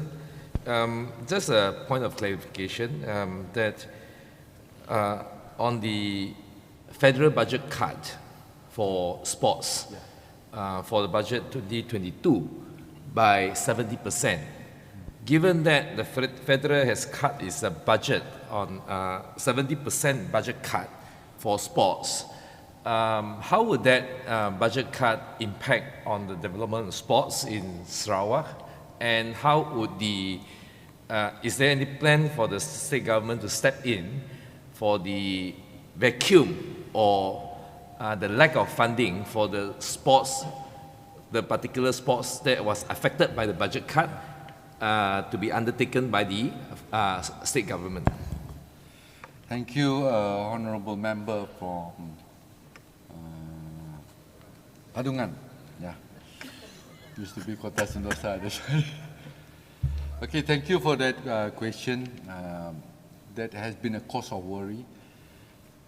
From what I gather also, from the athletes, Sarawak athletes that are in Bukit Jalil, that are being developed for national tournament, the budget cut is a federal budget cut. For those who are in what they call the podium finish. Those are athletes which they bring in from all over Malaysia, which they have identified to represent Malaysia in their respective sports. However, these athletes, their allowances were cut, if I'm not mistaken, up to 80%, 70 to 80%. I have also given out my comment on this in the media, which I'm also not happy because it affects quite a number of Sarawak athletes. It does not affect our state's development in sport because the state government does not look at the development of youth and sport that way. We have not stopped our budgeting, or just because the economy is not really doing well, we cut our sports allocation. But that happens in federal. So quite a number of those athletes who are based in Kuala Lumpur came down to see me. They have expressed out their problems and tell how much are the cut and things like that. Well, we sympathize. I have had my meeting with Sarawak Sports Corporation and trying to identify where we can assist. They did not cut totally. They will cut. Some of them are being cut 40%, some are being cut 50%. It depends. Like Pandalila, if I'm not mistaken, Pandalila, she was given a 50% cut. But every month she's getting, if I'm not mistaken, about 7,000-8,000. She was only given about 4,000 or 5,000. But that is a big cut. Somehow, after there's a big public opinion on this, the federal cabinet, I was made to understand, reinstate, but then not back to the normal amount. They did increase the allocation again. I'm not really in the know about how much has been given, but at least that helps back to boost up the spirit of these athletes. These are young athletes. When you cut their allowance, they are quite devastated. I can feel from when they came down to my office to express their disappointment. They were a little bit disappointed, and probably that affects their performance in future events. But Sarawak has been very supportive. Just for information of Ali Muhammad for Padungan, the Sarawak athletes that represent Malaysia in the Olympic in Tokyo, the Sarawak athletes that represent Malaysia in the SEA Games, we do have our own incentive. When they are there, we bank into their own personal account. At least they can do shopping, and we have got specific incentive. If they win podium finish, we will be giving them half of what the federal government is giving.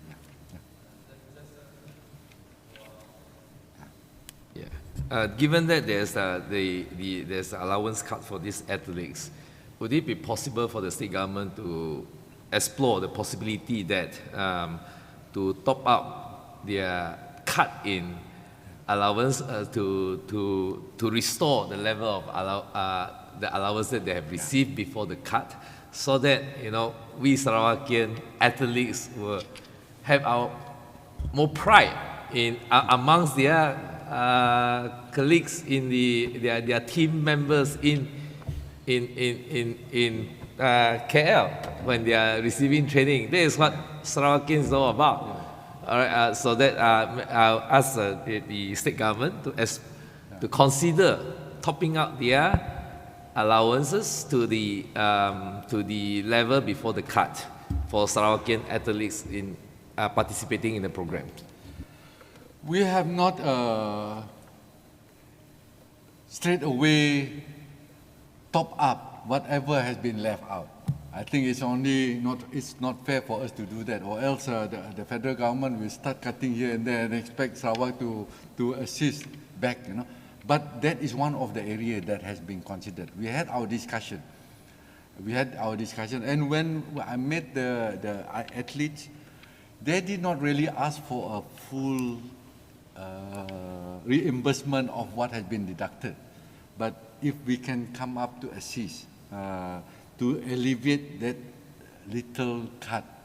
Because as what I mentioned, some of them are given big cut, some of them are given smaller cut. So the Sarawak Sports Corporation is also looking into this. Actually, some of our athletes, because of the 2 years lockdown, they are not more keen to be in Bukit Jalil, in Kuala Lumpur. If I'm not mistaken, 2 of them has come back. They don't want to have anything to do with sport anymore. Something like that. So we will have to look at it one by one. But then, of course, that is also one of the area that we are giving consideration. Okay? Yeah. Thank you for your concern, Padungan. Okay, the answer is given. Proceed. Proceed. Okay. Tan Sri Dato' Ahmad Speaker, Entrepreneur Development. My ministry, under the new portfolio Entrepreneur Development, my ministry is performing the function of promoting and developing informal and micro entrepreneurs of the age group age 40 years and below.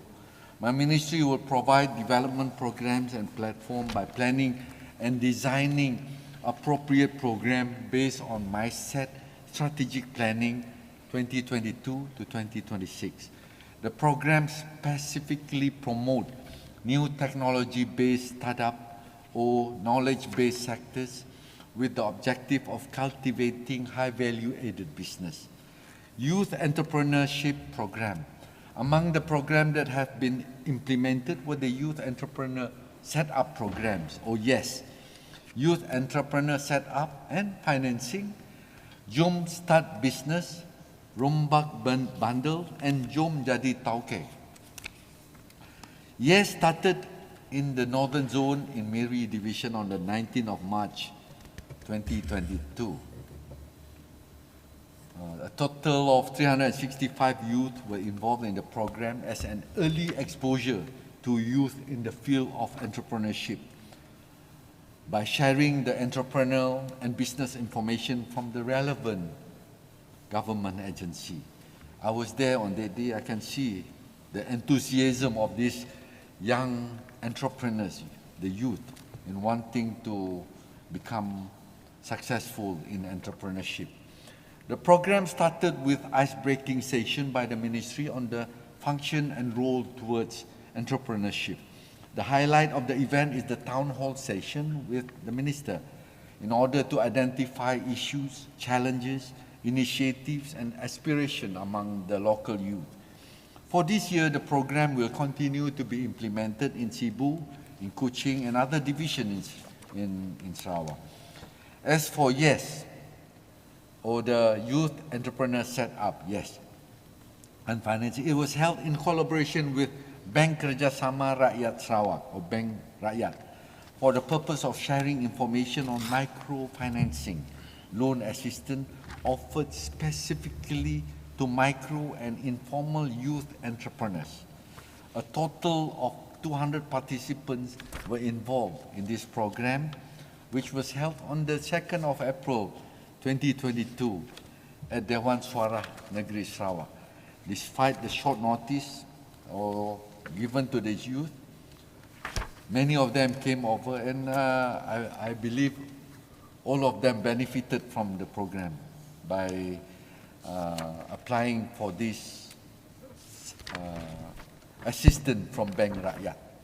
Other programs that are to be implemented in the future are program Bina Jaringan Rangkaian Industri, Youth Business Challenge, Youth Entrepreneur Carnival or Conference, Business Management and Upskilling course, e-commerce and digital marketing, car boot sales and flea market, which aim to encourage youth in making business as a career.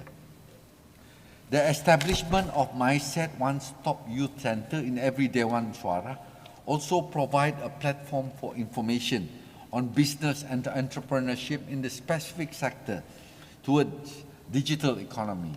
In order to build a strong support and network in the development of youth entrepreneurship in Sarawak, my ministry actively collaborate with entrepreneurship agencies such as Commercial Bank, Ministry of International Trade, Industry and Investment Sarawak or MINTRAD, Ministry of International Trade and Industry or MITI, Malaysia, Sarawak Economic Development Corporation or ACDC, Majlis Amanah Raya Malaysia or MARA, Dewan Usahawan Bumi Putra Sarawak, DUBS, Saberkas, Amanah Ikhtiar Malaysia or AIM, cooperatives and others, in line with post-COVID development strategy. By organizing the youth entrepreneurship programs, will produce and empower youth entrepreneurs who are competent and able to compete in the national and international market. In addition, it also opens up opportunities and platforms to expand the business of youth entrepreneurship and strengthen the support system and network that can propel them to move forward. Tan Sri Dato' Amar Speaker, development projects. My ministry is passionate in encouraging and supporting such athletes and sport enthusiasts to excel in their games. We are lucky that the continuous effort and support by the state government has helped the youth, sportsmen and community to continuously enjoying the sport complexes, swimming pool, stadiums and football fields which spread in all divisions with 34 project rakyats and the 12 Malaysia Plan projects approved. The ministry is paving a path in providing the local, especially the youth, rural communities and sportsmen, a conducive, safe and standard sport facilities. At present, under Project Rakyat, a total of ringgit Malaysia 198.5 million has been approved to implement the various projects throughout the state. 20 Project Rakyat are in various states of implementation and consisting of building new sport complexes in districts extension and refurbishment work for social facilities and stadium. Among the projects are Sarawak Sport Village, which costs about 30 million, Sabao Sports Complex, Ringgit Malaysia 14 million, Selangor Mini Stadium, Ringgit Malaysia 9.5 million, Kelili Mini Stadium, Ringgit Malaysia 8 million, Baut Sport Arena, Ringgit Malaysia 10 million, Sadong Sports Complex, Ringgit Malaysia 13 million, cadangan menaik taraf Stadium Balingan, Ringgit Malaysia 10.74 million, cadangan Stadium Mini Balai Ringin, Ringgit Malaysia 15 juta, pembinaan Mini Stadium Tatau Bintulu, it cannot be 5 million, this one. There might be Ringgit Malaysia 5 million, it cannot be, if I'm not mistaken, it's 15 million, this one. It must be a typo error here.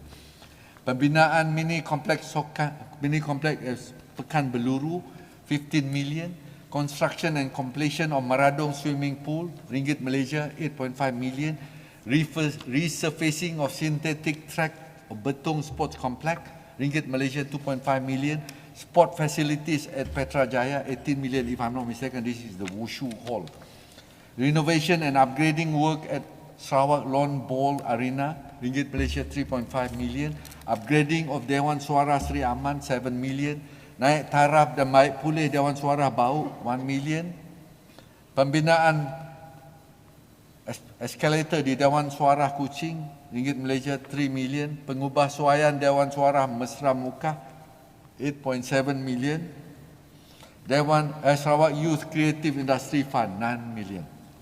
The latest approval was for the Integrated Recreational Centre for Rural Growth Centre in Long Lamak, Telang Usan, with the cost of 15 million.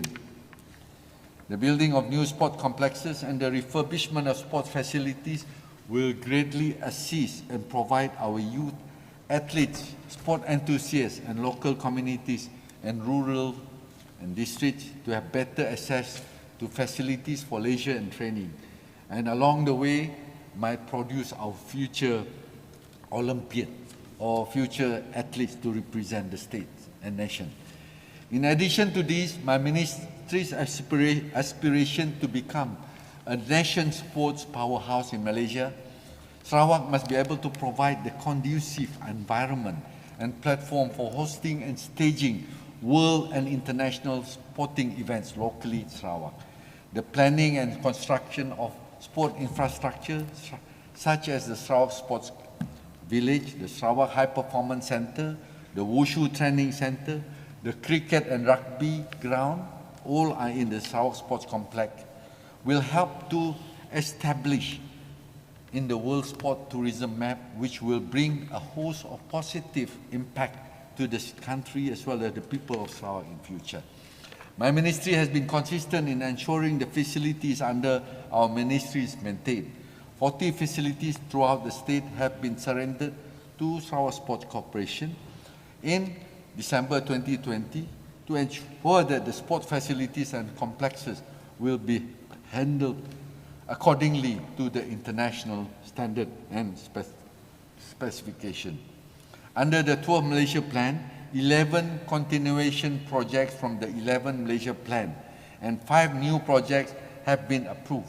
The continuation plans are mostly for upgrading of sport complexes, youth camp and sport facilities.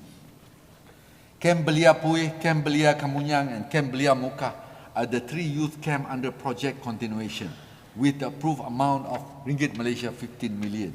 The upgrading work for youth camp consists of new zip tower inclusive of flying fork.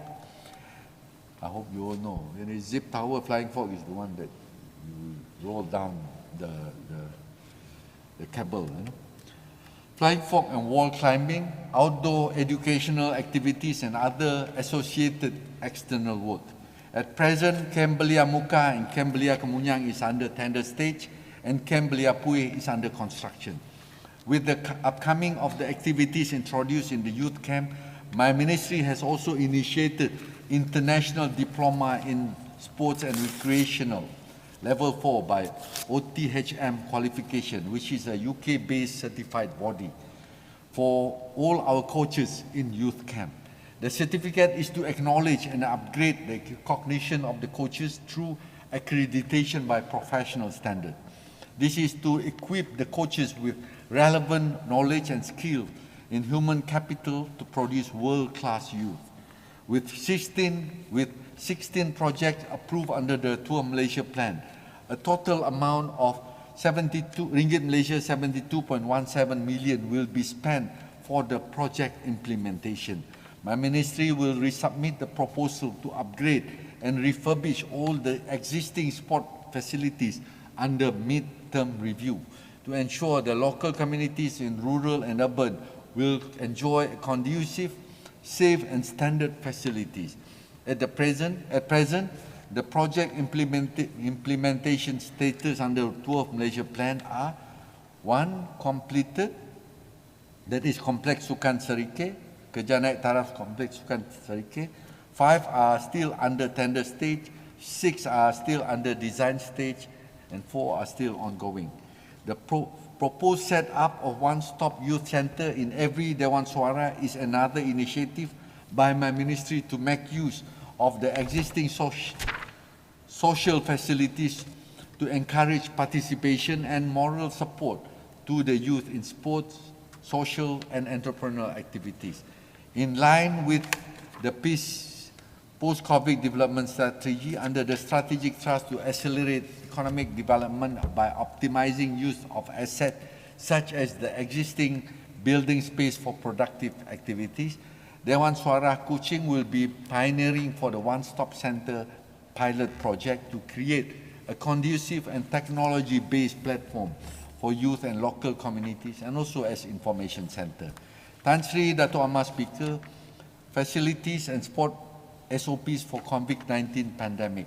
My ministry has actively rendered help during our difficult time in fighting COVID-19 by assisting the state government in providing venues for COVID-19 prevention and control facilities.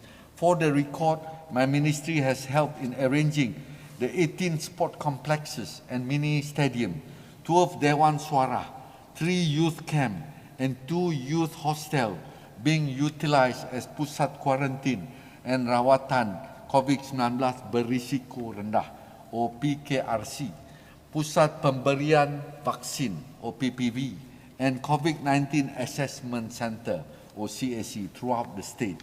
These facilities have been utilized since day one COVID-19 struck us in the state, and some of the facilities are still being engaged until today.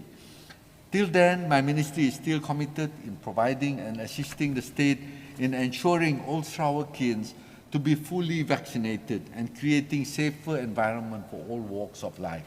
Throughout the last 2 years of COVID-19 pandemic, my ministry has tailor-made several versions of standard operating procedures for sport and recreation sector, setting different requirements and preventive measures for different movement control orders, stages, and movement control order, conditional movement control order, recovery movement control order, and till present endemic phase. During the pandemic period, my ministry has issued 868 permits to sports and recreational premise operators, as well as event organizers throughout Sarawak, to allow sports and recreational activities able to resume and organize in accordance to the requirements stated in the Sarawak Sports and Recreational SOP. At the same time, to enable our rakyat to achieve a balance in the pandemic preventive measures and maintaining a healthy lifestyle. My ministry has also set up monitoring and enforcement team with members from Sarawak Sports Corporation, Youth and Sport Department, Police Department, and Ministry officers.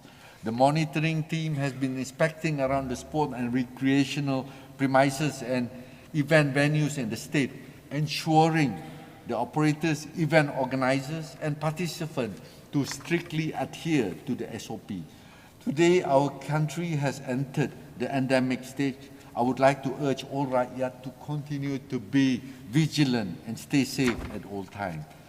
Issues raised up by ahli-ahli yang berhormat related to Ministry of Youth, Sport and Entrepreneurial Development. I would like to thank Ahli-ahli yang berhormat from Telian, Lingga, Katibas, Pujut, Setakan, Balingan, Meluan, Kabung and Semunjan for the issues, proposal and suggestion raised in relation to youth sports and entrepreneur programs, sport facilities such as sports complex and youth centers. My ministry will look into the needs to build, upgrade and improve the existing sport facilities and youth centers throughout the state. We will propose to include refurbishment of these sport facilities in the mid-term review under 12 Malaysia Plan. My ministry will take necessary steps and action to study the proposals and whichever are deemed necessary and feasible to incorporate in future plans according to their respective merits and priorities. The government has always strived and committed to formulate various youth, sport and entrepreneurship development programs in rural areas to produce youth and athletes who are healthy, competitive and free from social ill. In conclusion, Tan Sri Dato' Amma Speaker, I would like to take this opportunity to thank Tan Sri Dato' Amma Speaker and all staff of the Dewan Undangan Negeri for your excellent handling of all the Dewan proceedings. The State Secretary and all government departments, both at state and federal, and not forgetting the staff of my ministry for their hard work, commitment and dedication in giving the necessary support, input and information. I hope that it is also not too late for me to take this opportunity to wish all Muslims Selamat Hari Raya Aidil Fitri, and to all those who are celebrating Hari Gawai in June. Selamat Hari Gawai, Gayu Guru Gerai Nyamai, Lantang Senang, Nguan Menua. And I would like to end my winding up speech for the Ministry of Youth, Sport and Entrepreneur Development with two rangkap pantun. Atlet Sarawak kesukan si, sentiasa berjaya mencapai misi. Sport Nation Powerhouse, itulah visi, seiring dengan aspirasi negeri. Queenie Ting, record breaker, semangat belia tidak terkata. Setinggi penghargaan Tan Sri Dato' Amma Speaker. Terima kasih yang amat berhormat Premier kita. Sekian. Wabillahi taufik wa hidayat. Wassalamualaikum warahmatullahi wabarakatuh. Terima kasih. Ahli yang berhormat, we have a break. Sitting resumes at 11:55 a.m.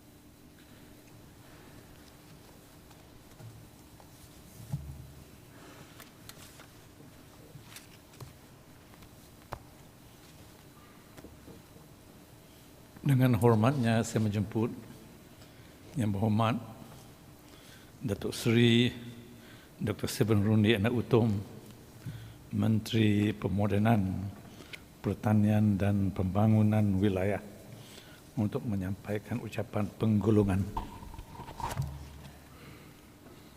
Terima kasih Tan Sri Dato' Ahmad Speaker. Sebelum itu saya juga mengucapkan salam sejahtera dan salam Sarawakku sayang, salam Ibu Pertiwiku. Since this is my first winding up speech for this ministry, it's considered as maiden speech, winding up speech. Basically, Tan Sri Speaker, I will highlight the overview of plans and program of this ministry to fulfill our visions and our aspirations. At the same time, trying to address issues and challenges faced by the ministry, and also addressing some issues raised by the alih-alih yang berhormat. In the nutshell, this message is actually to transform agriculture sector to agro-industry. That is to address food security issues and moving us into a full-fledged commercialization. That is the mukadimah. Tan Sri Dato' Ahmad Speaker, first and foremost, I would like to congratulate the Right Honourable Premier of Sarawak, Datuk Patinggi Dr. Abang Haji Abdul Rahman Zohari bin Tun Datuk Abang Haji Openg for leading GPS, Gabungan Parti Sarawak, to a resounding victory in the recent State General Election, PRN 12. I would like to thank the Right Honourable Premier of Sarawak too, Datuk Patinggi Tan Sri Dr. Abang Haji Abdul Rahman Zohari bin Tun Datuk Abang Haji Openg for his confidence in me to helm the Ministry of Modernisation of Agriculture and Regional Development. I will perform this task to the best of my ability to contribute towards transforming the agriculture sector to greater heights, serving the farming community, particularly in the rural areas, to improve their incomes and their standard of living. I'm also grateful to the TYT, the Yang Di-Pertuan Negeri Sarawak Tun Pehin Sri Abdul Taib Mahmud, for the timely reminder and advice in his opening speech on this 19th State Legislative Assembly sitting in relation to the state strategies to transform the agriculture sector. I also would like to thank the Honourable Deputy Premier, Dato' Ahmad Douglas Uga Ambas, for the great work that he has done to initiate the transformation of our agriculture sector for the last 6 years. Certainly, Dato' Ahmad has left a big mark for his constructive and transformative ideas to the agriculture fraternity that has transformed the agriculture sector into one that is vibrant and progressive. I will continue to transform the agriculture sector in Sarawak from now on. But before I begin, Dato' Ahmad Speaker or Tan Sri Speaker, my humble request is allow me to complete this winding up, then we have lunch. Not that long. Transforming the agriculture sector. Tan Sri Speaker, I am glad to inform this August House that the agriculture sector in Sarawak has remained resilient despite the many challenges posed by the COVID-19 pandemic. In the year 2021, the agriculture sector has contributed ringgit Malaysia 16.5 billion or 12.1% of the state gross domestic product, GDP. And Sarawak recorded a surplus of ringgit Malaysia 6.9 billion for agriculture trade in 2021. Under the 2022 state budget, my ministry has been allocated a total sum of ringgit Malaysia 151.89 million. The federal government has also approved an allocation of ringgit Malaysia 114.89 million for this year. I wish to highlight my ministry vision, key focus areas, strategies and initiatives for us to move forward in our endeavor to further transform Sarawak agriculture sector and the farming communities. Mr. Speaker, in light of the current global scenarios, as well as taking account of our rich resources and strategic advantages, my ministry has realigned our strategic direction that emphasizes on 4 key focus areas. The 4 key focus areas are to ensure Sarawak achieve a satisfactory level of food security, as I mentioned earlier, increase food export earnings, increase contribution of agro-commodity to GDP, and a targeted average monthly income of ringgit Malaysia 6,000 per farming household. The expected outcomes from these 4 focus areas are very much in tandem with the aspirations of Sarawak post-COVID-19 Development Strategy 2030, PCDS 2030. The PCDS 2030 Commercial Agriculture and Commodity Sectors Aspirations is a technology-driven and sustainable agriculture sector that will ensure food security and safety, create wealth for the agro-based community, and establish Sarawak as a net food exporter by 2030. Dr. Speaker, let me move on and start with my ministry's first key focus area, that is on food security. Mr. Speaker, food security is not given serious attention, will have a far-reaching impact. If it is not given serious attention, it will have a far-reaching impact to the socio-economic health of our population. As our population grows, the demand for food also increases. Statistics shows that production of our key staple foods are declining, while our food import has increased. We must quickly address the production issue and stockpile of our key food items. Towards this, my ministry is taking concerted efforts to address this concern, focusing on improving the network performance and all activities related to production, processing, distribution, as well as preparation of food. Paddy and rice industry. Rice is our staple food. Therefore, the need to maintain our rice staple supply and stock is crucial. The current rice production, however, can only meet 38% of Sarawak rice requirement. In order to fulfill our rice requirement, Sarawak had to import 145,468 metric tons of rice in the year 2021, valued at ringgit Malaysia 387 million. The low rice self-sufficient level, SSL, has impacted the current food security in Sarawak. The total hectareage of paddy in Sarawak has decreased quite significantly, from around 130,000 hectares in 2012 to about 83,000 hectares in 2021. Hence, the amount of rice produced has also reduced from 142,000 metric tons in the year 2012 to about 84,400 metric tons in the year 2021.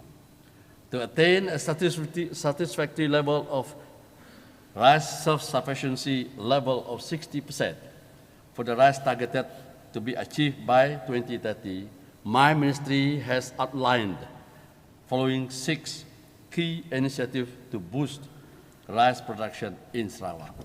Number 1, rehabilitating and upgrading infrastructure at 14 existing drainage and irrigation schemes throughout Sarawak, involving 2,829 hectares. This is to enable these schemes to be suitable for paddy planting and to reduce paddy land from being converted by farmers into planting more lucrative crops such as oil palm. Number 2, developing new areas of paddy cultivation. The new areas that have been identified for irrigated paddy cultivation include 100 hectares in Kampung Mujat in SIARAN Division and in Abok Selepong in Sri Aman Division, which is estimated around size of 3,000 hectares. Thirdly, my ministry will actively pursue the public-private partnership model to increase private sector involvement to invest in paddy cultivation. Under this initiative, government will provide basic infrastructure or basic field infrastructure such as construction of tertiary irrigation system and other facilities, while the private sector will invest paddy production, post-harvest processing, and marketing of rice. A new model that is smart large-scale paddy planting model, which is called Smart SBB, will be implemented in Sarawak. Number 4, farm mechanizations and automation initiatives will be promoted to paddy planters in Sarawak towards increasing their productivity. In this regard, Pertubuhan Peladang Kawasan, PPK, is encouraged to provide farm mechanization services to their members toward achieving higher productivity. Number 5, production of quality paddy seed. Our farmers are encouraged to cultivate high-yielding varieties which have the potential yield of 8 to 10 metric tons per hectare. My ministry will collaborate with research and academic institutions and other private firms to produce high-yielding paddy seeds to increase paddy productivity. Number 6, paddy production incentive to paddy farmers and producers will be introduced by my ministry to boost domestic paddy production.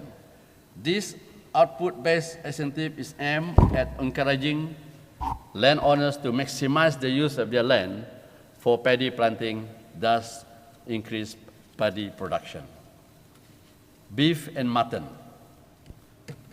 Tansi Speaker, sir, in 2021, the self-sufficient level SSL for beef is 12% and 5.5% for mutton. To improve food security in the ruminant sector, my ministry has set a target to achieve 25% SSL for both beef and mutton by the year 2030. To achieve this SSL, we need to have standing population of around 50,000 heads of beef cattle and buffalo and 100,000 heads of sheep and goats. Currently, the cattle and buffalo population in Sarawak is estimated to be about 16,208 and 6,558 heads respectively. The population of these ruminants is considerably low in comparison to the high demand for beef and mutton, resulting in increasing the volume of import to meet the rising domestic consumption. In order to increase the ruminant population, the government has taken the following initiatives, which include 1, strengthening power scheme. Under this scheme, cattle, buffalo, sheep, and goats, broodstock, are imported from our breeder for our breeder requirement. The power scheme will be further strengthened with improved scheme mechanics to ensure sustainability and hence increase the ruminant population in Sarawak. In our effort to increase the population of cattle in Sarawak, my ministry will continue on the ruminant integration with oil palm. The ruminant integration scheme has a success rate of 70%. Number 2, adoption of precision farming technology. Department of Veterinary Services, DVSS, is aggressively promoting the adoption of precision farming to boost the livestock industry. Among these, artificial insemination (AI) and embryo transfer (ET) technology are being pursued to produce good quality breed of ruminants in Sarawak. Number 3, privatization of livestock station. Modern and high-yielding commercial enterprise are the keys to strengthen ruminant production, while unlocking and optimize land utilization. In this regard, the Department of Veterinary Service has privatized 2 existing livestock stations for commercial ruminant production. The 2 livestock stations are Tumuduk stations in Seriaman for sheep and goat farming, and Karabungan station in Miri for cattle farming. Maragang station in Lawas has also been identified to be privatized for commercial buffalo and dairy production. Increased food export earnings. Tan Sri Dato' Ahmad Speaker, the second key focus area of my ministry is to strengthen the development of selected agricultural sectors that have huge potential to increase export earnings. This is in line with Sarawak's aspiration to become the net food exporter by the year 2030. In relation to this focus area, my ministry has identified several highly potential agro-food subsectors to be promoted as the key growth drivers for export-oriented agro-industry to increase the food Sarawak export earnings. Food crops. My ministry has identified 4 key food crops, namely 1, coconut, 2, durian, 3rd, pineapple, and lastly, banana. They have potential for export. The demand for these food crops is increasing globally. In the year 2020, the global coconut market size was USD 12.6 billion, and it is expected to reach USD 20.63 billion by the end of the year 2027. Meanwhile, the global threat of durians has reached USD 3.0 billion in 2020.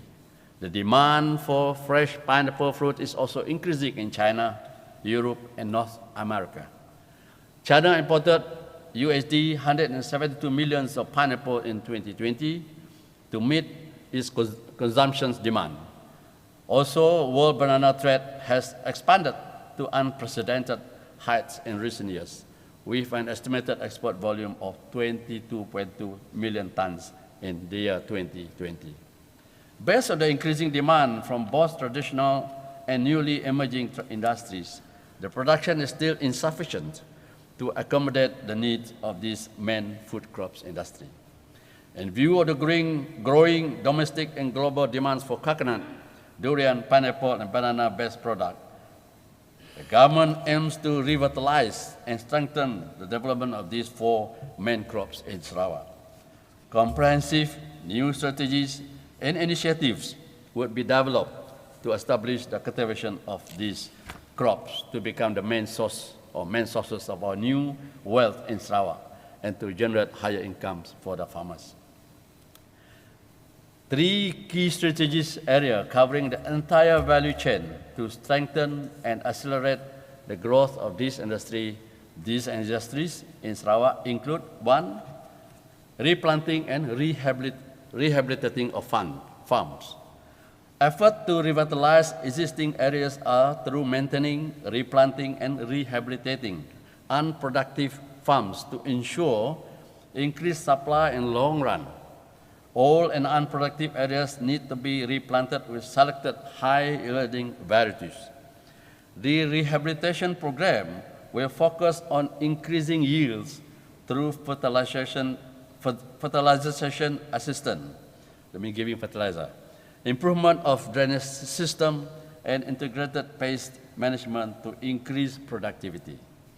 The program also aims to introduce and promote the application technology and good agricultural practice, GAP, and intercropping practices. Number 2, establish seed production program. The quality seedlings of these 4 crops are currently insufficient in Sarawak. One of the efforts to increase the production of quality seedling is to establish more seed gardens in collaboration with research and academic institutions such as MARDI, UPM, and other private sector, and also other academic institutions within Sarawak. Number 3, to encourage large-scale cultivation through public-private community partnership, PPCP. Private sector involvement is crucial to ensure the sustainable development of these industries. Therefore, the government will identify suitable state land with economic size to attract private sector investment for commercial food crops cultivation.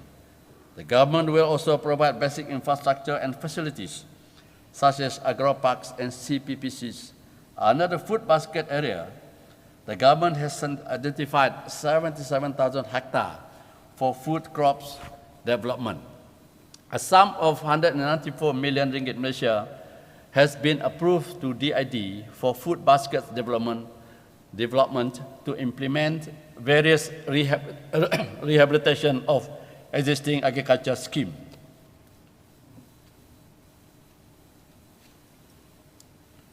Development of new drainage, irrigation, and flood mitigation infrastructures in the new agriculture areas.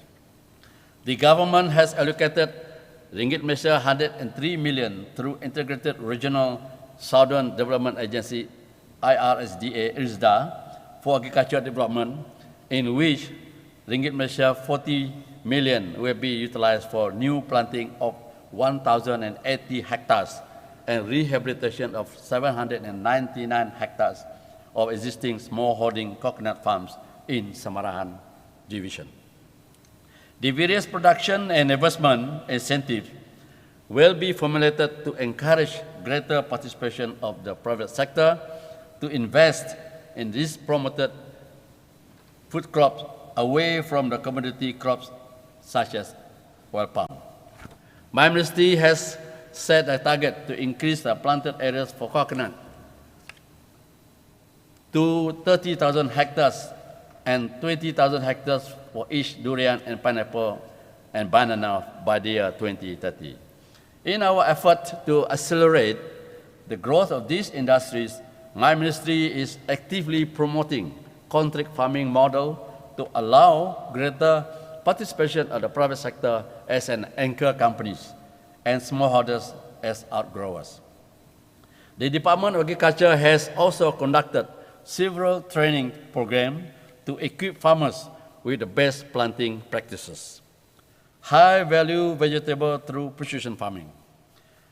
Tan Sri Dr. Ahmad Speaker, under precision farming development program, one of its objectives is to provide food production areas equipped with smart agriculture applications such as IoT, Internet of Things. More than 100 hectares of land in the existing agriculture station throughout Sarawak has been identified to be developed into precision farming park. The selected crops are those that possess high commercial value, such as chili, tomato, golden melon, ginger. The implementation of this project is to meet the domestic demand for the vegetables as well as for the export market. Besides the establishment of precision farming park, the government will continue to establish more permanent food production parks. Under 12 Malaysia Plan, my ministry is planning to develop 2 new sites as Taman Kekal Pengeluaran Makanan, namely TKPM, namely Kubung Phase 2 in Lembang Division and Sungai Sibiu in Bintulu Division. Strengthening agriculture marketing efficiency. Tan Sri Speaker, in order to complement the establishment of food crops and production areas, the government has emphasized on enhancing an efficient market system for domestic distribution and export of Sarawak agricultural produce and products through the establishment of Collection, Processing and Packaging Center, CPPC, and food terminal throughout Sarawak. Towards this, in addition to the existing CPPC, under 12 Malaysia Plan, my ministry is planning to conduct 6 food terminals, each of which is located, one in Sepau, Serike, Sebangan, Lachau, Lundu, and Kapit. The food terminal is designated food trading hub for collection and wholesale of agricultural producers. The terminal will be leased to a private company to operate and manage the wholesalers that purchase agricultural producers from the farmers within the catchment areas. Fisheries and Aquaculture Industries Development.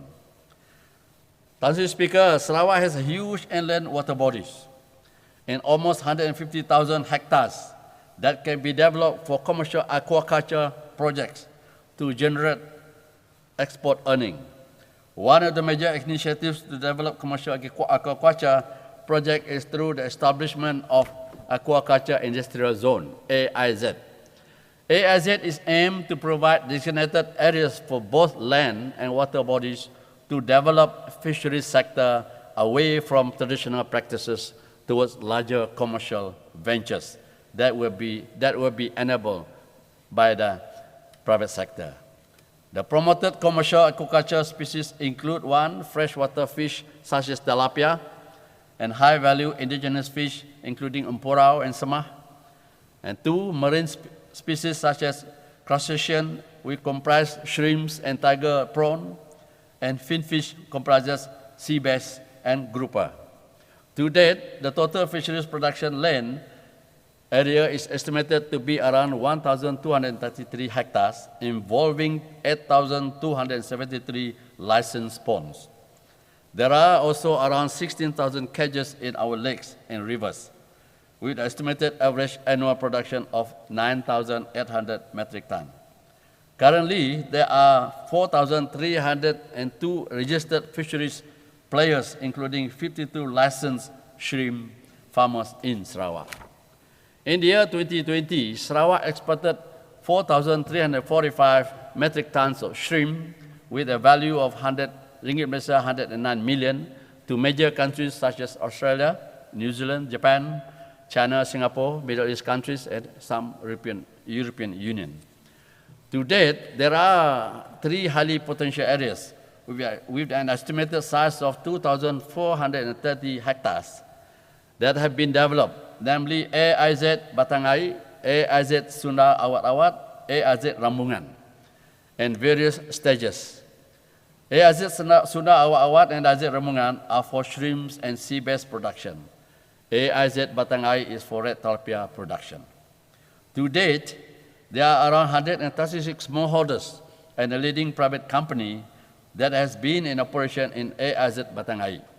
The private company has 4,000 cages, processing, storing, and fish fry production facilities with an estimated ringgit Malaysia 10 million investment value. The private company has formed a joint venture company with Persatuan Peladang Negeri Sarawak, PPNS, and has received an allocation of ringgit Malaysia 5 million from the federal government to assist the smallholders by providing technical support and marketing services. Meanwhile, PPNS has also formed a joint venture company with a leading local private company to develop 94 new ponds at the 284 hectares. AIZ Rambungan for shrimp farming. Under 11 Malaysia Plan, the federal government has developed 30 new cash culture farmers for sea bass rearing in AIZ Sunal Awat-Awat. Under the 12 Malaysia Plan, the federal government has approved a sum of ringgit Malaysia 20 million to the Department of Agriculture Sarawak to pursue the development of these AIZs.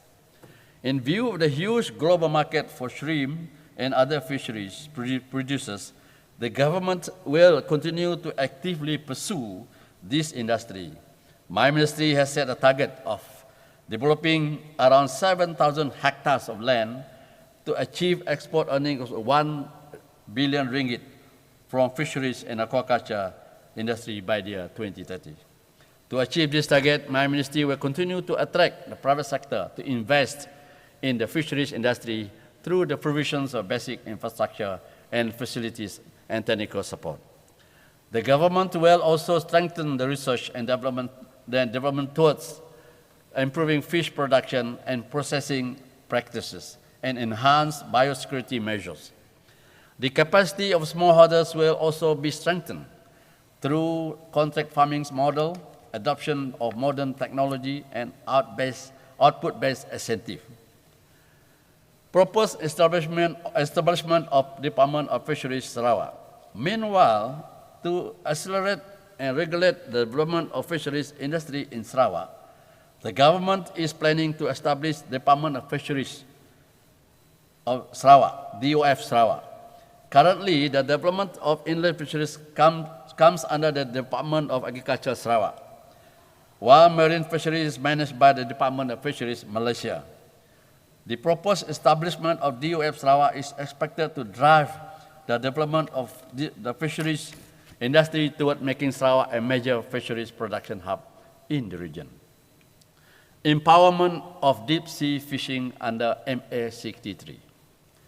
Tan Sri Speaker, for the information of this august House, the federal government has recently agreed to empower the Director of Department of Fisheries Malaysia Sarawak branch to approve the issuance of deep sea fishing license, which was approved previously by the Director General of Department of Fisheries Malaysia. In relation to this empowerment, a committee to be set up to approve the issuance of deep sea fishing license in Sarawak will be jointly chaired by the Director of DOF Sarawak and the Permanent Secretary of my ministry. This empowerment is yet another achievement for Sarawak in terms of devolutions of power under MA 63 in safeguarding the interests of Sarawak. Livestock and sub-sector development. Swine industry. As the Speaker, the swine industry is another major export earner for Sarawak. The swine industry in Sarawak is already well developed by private companies which adopted modern farming technologies. Sarawak is self-sufficient in pork with 125% SSL. There are 118 licensed pig farms in Sarawak, mainly located in Kuching, SIARAN, Samarahan, and Cebu divisions. The anchor farmer in our pig farming area, PFA Semujan, has exported pork and porkers to Singapore since 2017. Between the year 2018 to 2021, it has exported over 286,000 porkers worth 300.3 million ringgit measure. Recently, an average 2,500 porkers are exported to Singapore on a twice-weekly basis.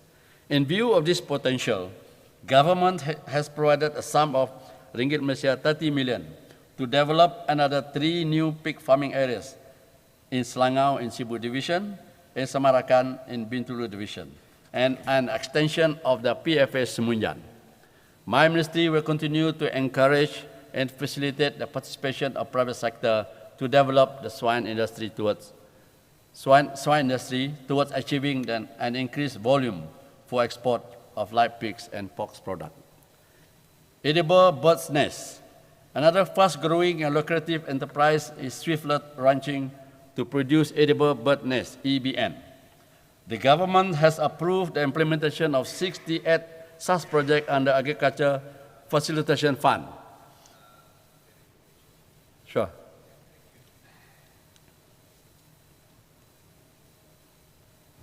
Thank you, Mr. Speaker. Thank you, Honourable Ministers. As we were informed by the Minister that there is a 125% self-sufficient level for pork in the pork industry. But what I would like to raise here is that in the recent months, the price of pork for local market has increased many times, making it quite a bit too expensive for many of us to consume pork. Is there any proposal or plan by the government that to cross-subsidy the pork consumed locally with the profits or tax collected from the profit from the export of the pork, so that we can lower the price of pork in our domestic market. Thank you for member for Padungan. Indeed, as I mentioned earlier, one of the ways is to actually to give output incentive, meaning the more better you perform, the more you produce, there will be some, we are looking into giving that sort of incentive. Number two, in this pig farm, no doubt we have 135% SSL, which is more than sufficient. The price of the pork, we are planning to develop a livestock board. Then that will manage this one.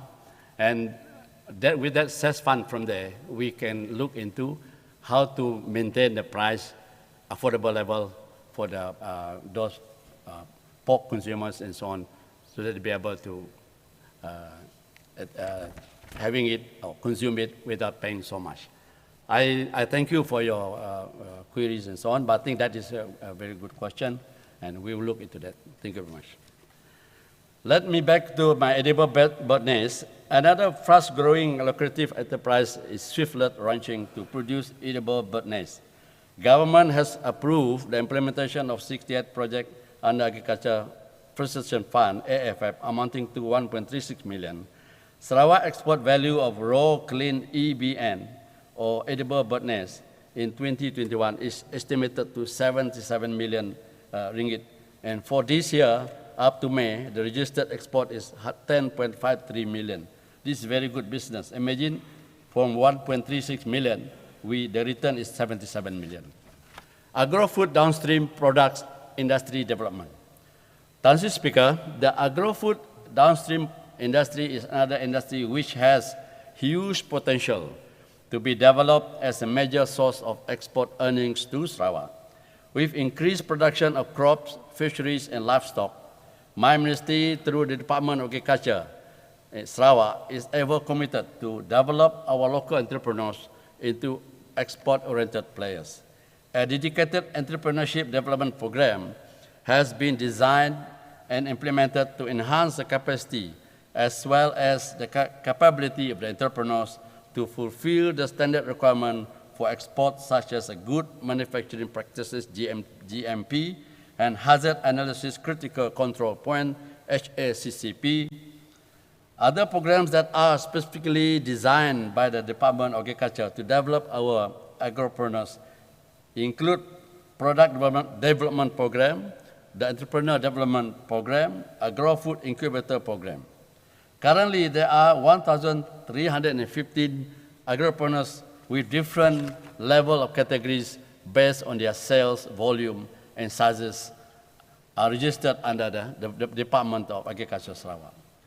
Increasing agro-commodity contributions to Sarawak GDP. Mr. Speaker, the third key focus area that my ministry is emphasizing for further development is the agro-commodity sector. This sector has been the backbone of Sarawak agriculture sector and a major source of export revenue. Agro-commodity development. The commodity sector, which comprises mainly oil palm, rubber, pepper, sago, and cocoa, is one of the major contributors to Sarawak GDP. It contributed Ringgit 12.17 billion to export earnings of 8.89% of Sarawak GDP in the year 2020. In terms of planted area, as of 31st December 2021, total planted area for commodity crops is estimated around 1.81 million hectares, and of which 89% are planted with oil palm. Under 12 Malaysia Plan, commodity crops planted area is expected to expand to about 2.14 million hectares by the year 2025.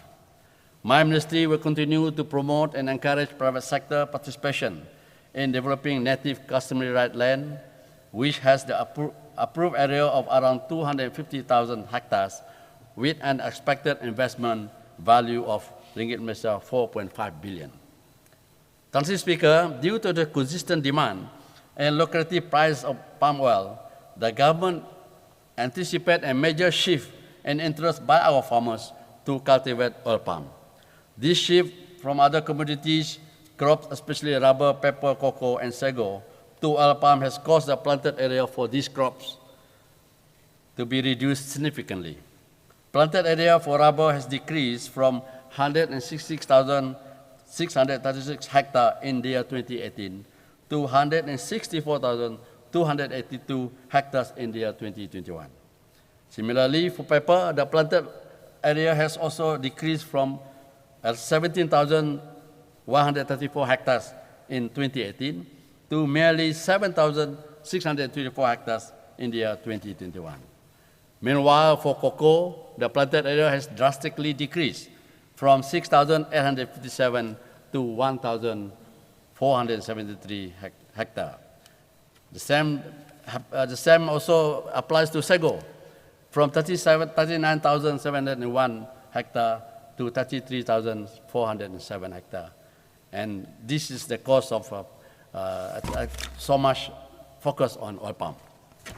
Therefore, to avoid our reliance on single commodity crop, namely oil palm, my ministry will continue to encourage farmers to maintain their existing rubber, pepper, cocoa, and sago farm.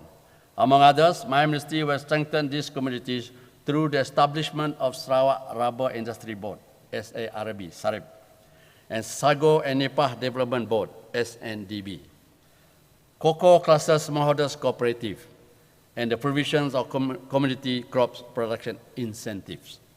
Meanwhile, for the cocoa cultivation areas, Sarawak has an estimated total area of 1,472 hectares, comprising 1,290 smallholders. Under the 12 Malaysia Plan, cocoa planted area is targeted to increase by 250 hectares.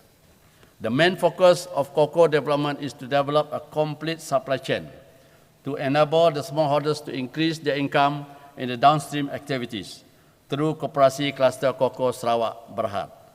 The cooperative, which membership comprises smallholders and cocoa chocolate entrepreneurs, is producing chocolate from premium cocoa beans at Sara Cocoa Cluster Complex in Samarahan. Native land development. Mr. Speaker, in order to accelerate the development of agro-commodity sector, my ministry will continue to actively promote the opening of more Ncr land.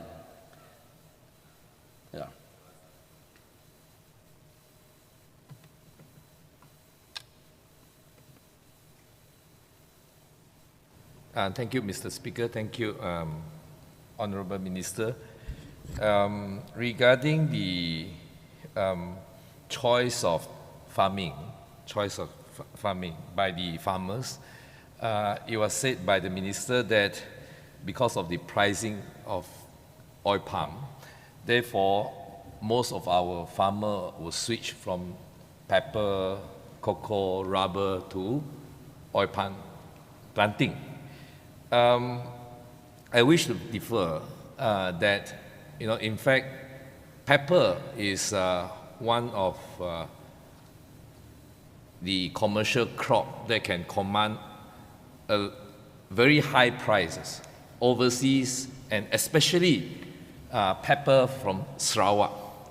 And I believe that the government has, in fact, obtained geographical indication, which is the intellectual property rights on Sarawak pepper. But the question is that there is a very lackluster enforcement of this intellectual property, so much so that a lot of our Sarawak pepper has been mixed with pepper from other countries and represented as Sarawak pepper. So my question is that in order for the government to encourage farmers to go into pepper planting, which was in fact Sarawak's one of the Sarawak's forte in the past. So how is there any plan on the part of the government to how to enforce on our intellectual property on the geographical indication GI on Sarawak pepper, so that we can protect our products and so that our products will command much higher prizes internationally, and because of the mere fact that monocropping there is a danger in a monocrop system whereby we rely over-reliance on oil palm industry. Thank you for member of Padungan. Indeed, I agree with you. Our paper is a premium paper. And of course, there are a few things here. One, of course, the sustainability of the paper, we must ensure that. And the other one is that we have a complete supply chain. That's the reason why we are looking at that. Despite, there's a danger of monocropping, yes. So that's the reason why my ministry is looking into how can we enhance and develop further. One is the production. Second one, you say is right, that is a property. So, I mean, the patent property of these products that we have. So I'll take your proposal, and with that, we develop from there because we have a paper board, and they can discuss this further. NCR land development objectives are to open up the rural areas and to improve the socio-economic status of the native landowners through various agricultural development programs. To date, approximately 770,000 hectares of NCR land has been developed for agricultural purposes. Another 250,000 hectares involving 65 areas throughout Sarawak have been approved for various agricultural development projects. The development of NCR land has accelerated by large-scale development scheme. Since 1970s, the joint venture model in mid-1990s. However, it is noted that most of the project participants of these two models are unhappy as the financial return received are far below their expectation. Projects under JV model in particular are unable to give dividend as expected even after 10 years of project. In view of the above, government is reviewing implementation of this existing NCR JV project in order to ensure the interests of all respective parties are all taken care of. As an alternative to project management model and JV model through their own initiative, the NCR landowners and agriculture entrepreneurs have ventured into business model, namely leasing model. Under this model, the landowners enjoy a fixed income from their land rental. The government, however, will closely regulate and monitor its implementation to safeguard the interests of the stakeholders involved. Currently, there are 15 projects under this model involving 954 landowners. We have a total area of 15,345 hectares. Agriculture Facilitation Fund, AFF. Mr. Speaker, for the information of this August House, I would like to report on the progress of implementation of Agriculture Facilitation Fund, AFF. To date, under AFF, various projects have been implemented, valued at ringgit Malaysia 171.7 million, and had benefited more than 163,000 farmers, fishermen, and agropreneurs throughout Sarawak.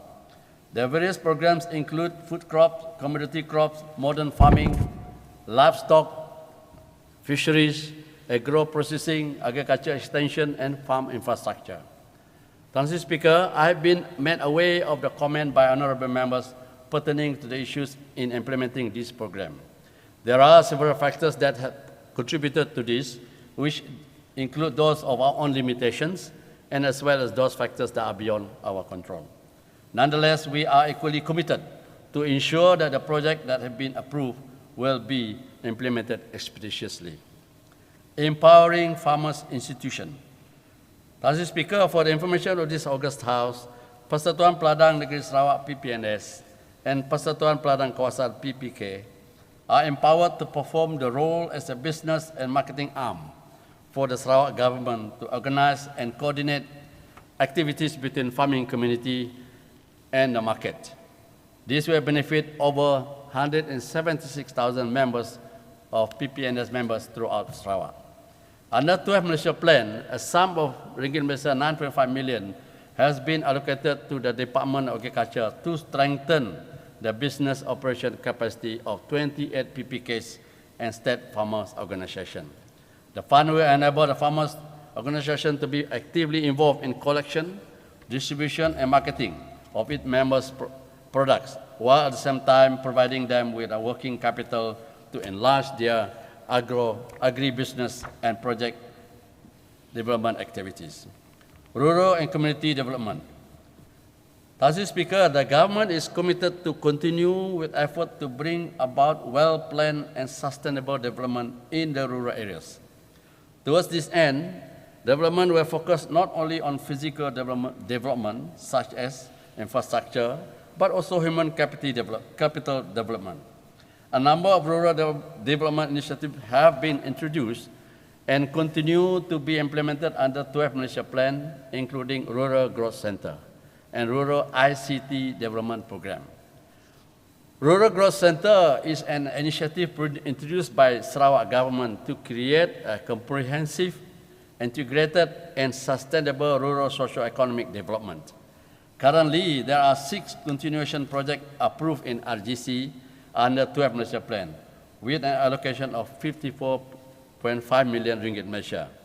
A study of rural growth center and small isolated rural communities is being carried out to review and identify the possible enhancement strategies to the existing RGC implementation approaches. In our endeavor to improve the livelihood of our rural communities, the government has taken steps to ensure economic viability in the settlement. Earlier findings of the study indicated 6 RGCs are to be given priority in this 12 Malaysia Plan in view of their high socio-economic potential. Rural ICT Development Program. Under the 12 Malaysia Plan, Sarawak government is introducing Rural ICT Program with the allocation of ringgit Malaysia 4 million to speed up the adoption of ICT and introduce smart farming concept to the rural farming communities. 5 main programs have been identified to be implemented under this initiative, namely 1. Program latihan pembangunan modal insan luar bandar. 2. Sustainable modern agriculture through rural entrepreneurship program. Smart farming program. School smart farming program for rural school. Program latihan ICT and digital luar bandar. Other regional development projects. Mr. Speaker, my ministry to the Department of Irrigation and Drainage, DID, had been allocated ringgit Malaysia 840 million to implement 19 major projects and 303 minor projects in IRSDA area, which consists of various development under coastal band drainage system, flood mitigation, river improvement, riverbank erosion protection.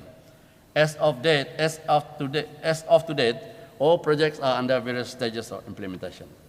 An allocation of ringgit Malaysia 218.8 million has also been approved to the DID for the implementation of 7 various agriculture development and riverbank erosion protection in Sri Aman Division under Sri Aman Development Agency, SADA, for implementation by Department of Irrigation and Drainage Sarawak. All the 7 projects are in various stages of implementation. Coastal erosion control and river engineering. Mr. Speaker, the Department of Irrigation and Drainage, DID, is partly under my ministry purview, responsible for the agriculture development component in Sarawak.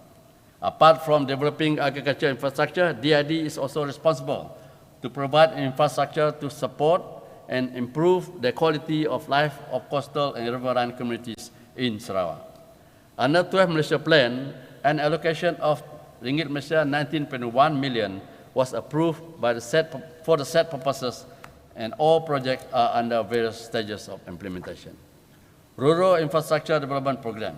Mr. Speaker, in line with the ongoing efforts towards improving the coverage and the network of road system in the rural areas, the federal government, through Kementerian Pembangunan Luar Bandar, KPLB, has provided ringgit Malaysia 277.8 million under the 12 Malaysia Plan.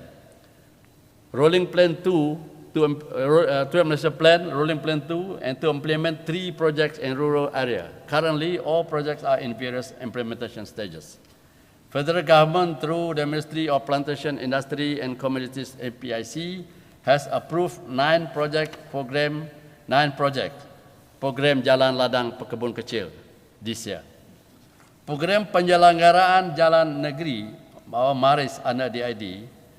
Mr. Speaker, program penyelenggaraan jalan negeri or MARIS under DID is for the maintenance works of existing band road in DID scheme, minor works as well as existing projects under Jalan Ladang Pekebun Kecil, JLPK, implemented by the department.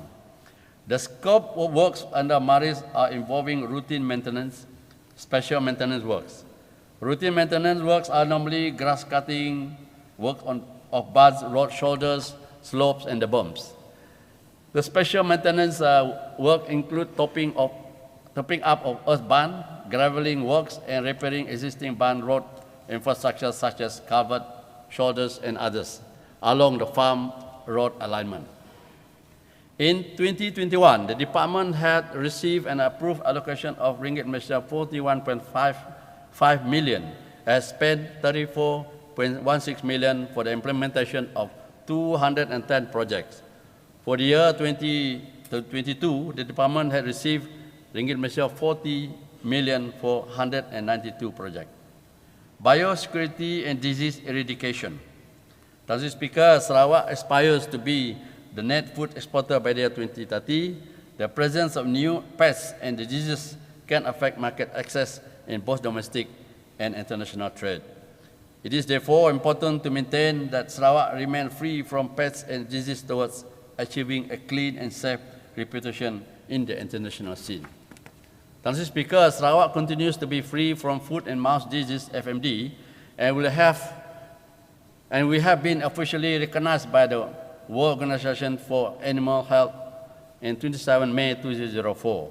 The disease-free status is a prerequisite for international trade, and that has enabled Sarawak to export its livestock and livestock products to neighboring countries in this region. Currently, we are also free from avian influenza or bird flu and Nipah viral encephalitis in pigs, which could have significant impacts on production and public health. African swine fever. Mr. Speaker, African swine fever is highly virulent and contagious disease that affect both domestic pigs and wild boars. Currently, there's no vaccine and treatment available for ASF control. On 14 July 2021, Sarawak reported its first case of ASF in domesticated pig at Buduk Bui in Limbang Division. The first index case in Sarawak was due to the poor biosecurity and hygiene of the pig farms and the farmers themselves. Our pig farms got infected due to the close contact and spread by humans, fomites, and contamination of feeds and drinking water. ASF, African swine fever, has since spread to both the backyard and commercial farm in Miri, Bitulu, Cebu, Serike, Kapit, Mukah, Betong, and Siraman. The Department of Veterinary Services is taking all the necessary precaution to prevent the spread of ASF to Kuching, Serian, and Samarahan Division, where 75% of the commercial pork production in Sarawak is located. Action taken including banning import from ASF-infected countries, surveillance, awareness program, improvement of biosecurity measures, pig movement control, and implementing the stamping out or culling, followed by decontamination.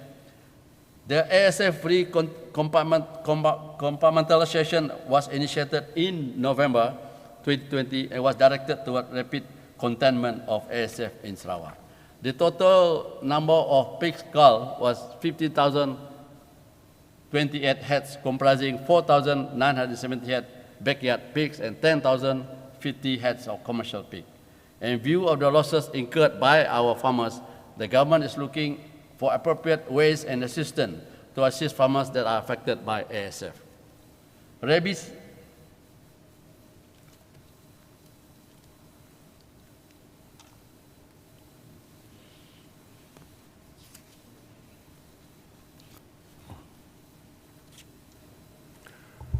Thank you, Tan Sri Dadama Speaker. Thank you, Minister. ASF, indeed. This African swine fever is a highly contagious viral disease of domestic and wild pigs. And in fact, the mortality rate is almost 100%. In the recent outbreak, I would like to put on record our debt of gratitude to the minister who responded immediately to my request to take immediate actions to bury the dead animals and so on. In fact, the veterinary department has been instructed personally by the Honorable Minister to do so. And people of Cebu and people of Bawah Asan are greatly indebted to the personal intervention by our Minister. Thank you, Honorable Minister. Now, talking about farming, pig farming, a lot of pig farms were established way before the laws were enacted. Pig farms were set up in the 60s, 70s, 80s. The laws for guiding the implementation of the animal farms were enacted in the late 80s and 90s and so on. So, in other words, these farms were outdated and they could not follow the requirements stipulated by the ministry. So we must find a way how to help them, either relocate them or ask them to set out new farm or subsidize them to move to a new place. Otherwise, the existing farms are highly unhygienic and prone to diseases and so on. So I would like to appeal to the ministry perhaps to look into this matter.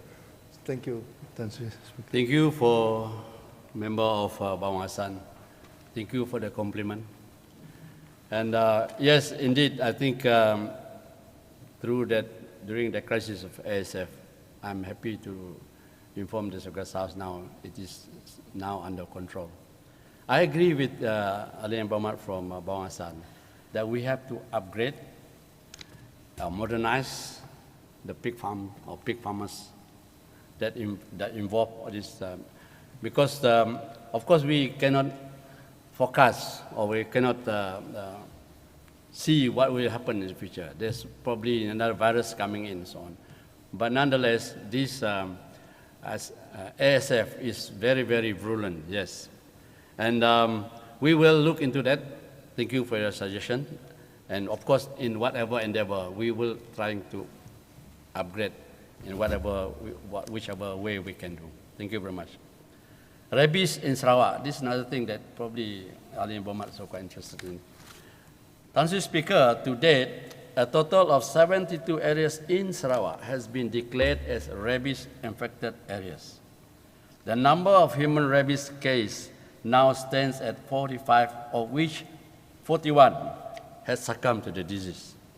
Despite this, the situation of rabies is improving, and the cooperation from the public is needed to eradicate this dreaded disease. Based on tested sample, there is a significant decrease of positive cases from 41% in 2018 to 18% in 2021. Subsidy for poultry production.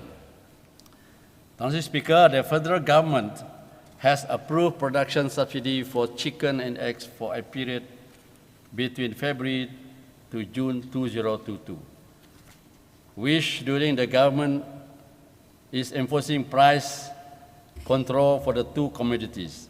The total amount of fund approved for the subsidy is ringgit Malaysia 528 million for the whole Malaysia. The subsidy is also meant to reduce farmers' burden due to the high cost of feed. There are 301 licensed poultry farms consisting of 264 broilers farms and 37 layer farms which are eligible to apply for the subsidy in Sarawak.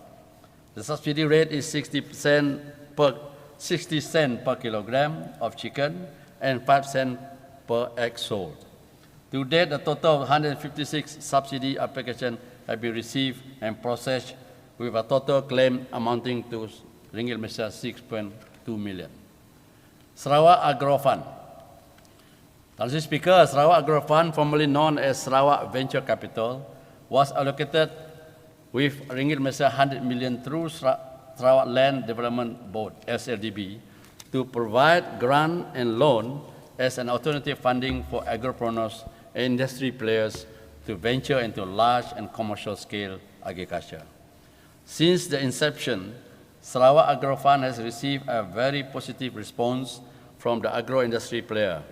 To date, ringgit Malaysia 53.2 million has been approved, of which ringgit Malaysia 10.09 million was in the form of grant, and ringgit Malaysia 43.13 million was in the form for loan to 30 agripreneurs and industry players. In order to further develop the agro-industry, a sum of ringgit Malaysia 50 million has been approved under 12 Malaysia Plan. Sarawak Land Consolidation and Rehabilitation Authority, SACRA. Mr. Speaker, let me report to this August House on the performance of SACRA, one of the agencies under my ministry. Performance highlight. SACRA performance was affected by the pandemic COVID-19 and currently geopolitical event.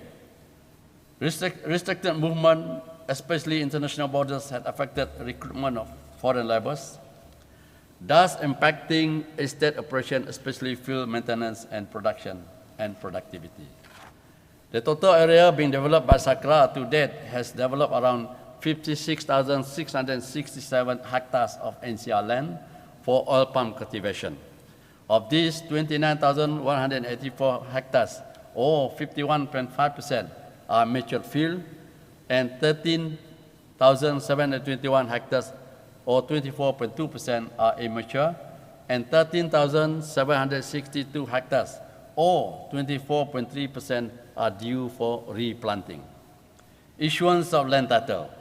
SACRA Ordinance 1976 mandates that all NCR land developed by SACRA shall be issued with Section 18 title of Sarawak Land Court. To date, 21,228 lots involving 39,082 hectares from a total of 27,195 lots involving 48,098 hectares developed has been surveyed. Out of the surveyed area, 17,137 lots with a total area of 32,105 hectares, or equivalent to 63%, has been issued with land title. Under the 12 Malaysia Plan, ringgit Malaysia 6 million of state fund has been allocated to carry out survey of land developed by SACRA. A total of 1,769 lots is expected to be surveyed in 2022 within this year. The survey works for the remaining lots is targeted to be completed by the year 2024. Program and funding under 12 Malaysia Plan. Under the 12 Malaysia Plan, SACRA has been allocated with total sum of 187.2 million ringgit Malaysia for development fund in the form of loan. This comprises ringgit Malaysia 119.2 million from the federal government and ringgit Malaysia 68 million from the state government to carry out 8 continuation projects in 19 new products. Out of this, ringgit Malaysia 84.36 million was received in 2021, while another ringgit Malaysia 41.86 million is expected to disburse this year. Briefly, the progress of above-mentioned project as at April 2022 is as follows. A. Oil palm replanting. All 14 continuation projects are in progress involving 12,760 hectares. For the first 4 months of the year, 336 hectares of new replanting from the 4,400 hectares planned for the year has been planted. So many figures, please listen properly. B. Oil palm new planting. The remaining 700 hectares of new planting, which is a continuation project under High Impact Project HIP, approved in the 11 Malaysia Plan, shall be carried out in 2022. Once completed, the total area developed under this program shall be 7,000 hectares. C. Mill waste management. One continuation project approved under the 11th Master Plan, a methane trapping plant at Lubuk Antu Palm Oil Mill is expected to complete this year. Presently, the progress is around 30%. Mechanization. New project for estate mechanization was approved with state fund of Ringgit Malaysia 5 million. The focus is to increase harvesting productivity by expanding infield evacuation. Mechanization is critical due to the present difficulties in getting foreign workers. The way forward for SAKRA. Tan Sri Speaker, moving forward, I have directed SAKRA to focus on its core business and continue to pursue operational excellence in all its activities to ensure good returns. I also urge SAKRA's management to develop a key performance indicator, KPI, for all their estates. I may suggest to privatize some of the poor performing estates to turn around their performance. Currently, to mitigate the labor shortage and the increase in agri-inputs prices in SAKRA, SAKRA is embarking on the following initiative. Number one, intensifying mechanization in harvesting and infield collection. The program has shown significant impact in reducing dependence on manual labor. The use of machine has enabled harvesters' daily productivity to increase from average 1.75 metric ton per harvester using conventional method to 2.5 metric ton per harvester. Second, implementing Rural Agencies Agropreneurs Program, RAP, which is an initiative to attract local contractors to undertake estate works, at the same time promoting entrepreneurship among rural communities. As of this date, 31 local contractors had been engaged under this program.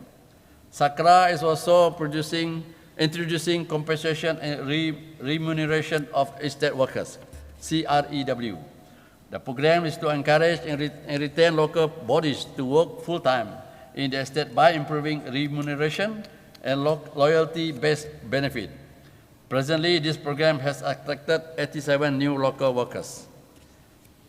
Fourth one, to reduce the impact of drastic increase in agri-input.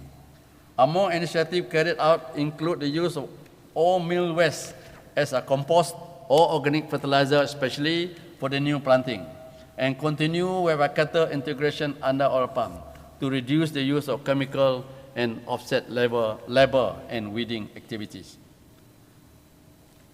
Tuan Speaker, next will be the response to the issues raised by the ahli-ahli yang berhormat. I shall now respond to the comment and issues raised by ahli-ahli yang berhormat on matters relating to my ministry. Infrastruktur pertanian. Untuk maklumat ahli yang berhormat bagi OPA, setakat ini terdapat 11 projek jalan ladang yang telah dilaksanakan oleh Jabatan Pertanian bagi petani kuasa DUN OPA sejak 2016 dengan peruntukan sebanyak ringgit Malaysia 1.844 million. Di samping itu, cadangan untuk memulih dan menaik taraf kawasan-kawasan sawah di padi di kampung berkaitan di kawasan OPA juga akan dikaji. Rural Growth Center and bantuan input pertanian.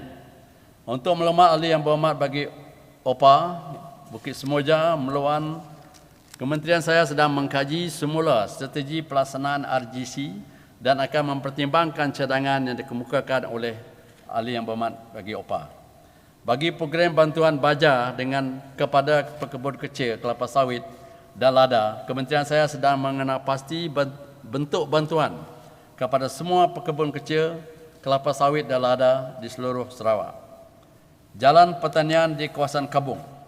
Untuk maklumat ahli yang berhormat bagi Kabung, setakat ini terdapat 16 projek jalan ladang yang dilaksanakan oleh Jabatan Pertanian Sarawak bagi petani kawasan DUN Kabung sejak 2016 hingga 2021 yang melibatkan 19.1 km dengan peruntukan sejumlah ringgit Malaysia 2.3 million. Perkhidmatan, latihan dan pengembangan.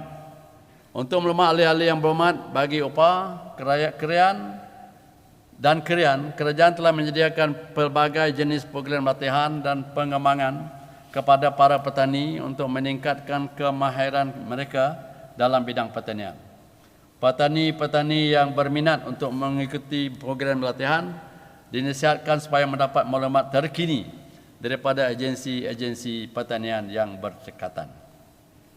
Pusat Pengumpulan, Pemprosesan dan Pembungkusan CPPC untuk maklumat ahli-ahli yang berhormat bagi kelakar, macan dan meradung. Kerajaan akan mempertimbangkan pembinaan sesebuah CPPC jika memenuhi kriteria yang ditetapkan. Bantuan bencana banjir untuk petani. Untuk maklumat ahli yang berhormat bagi Bukit Semuja, sebanyak 381 permohonan daripada bahagian SIARAN di bawah tabung bencana tanaman padi telah diluluskan. Daripada 381 permohonan ini, sebanyak 302 permohonan adalah daripada kawasan Bukit Semuja.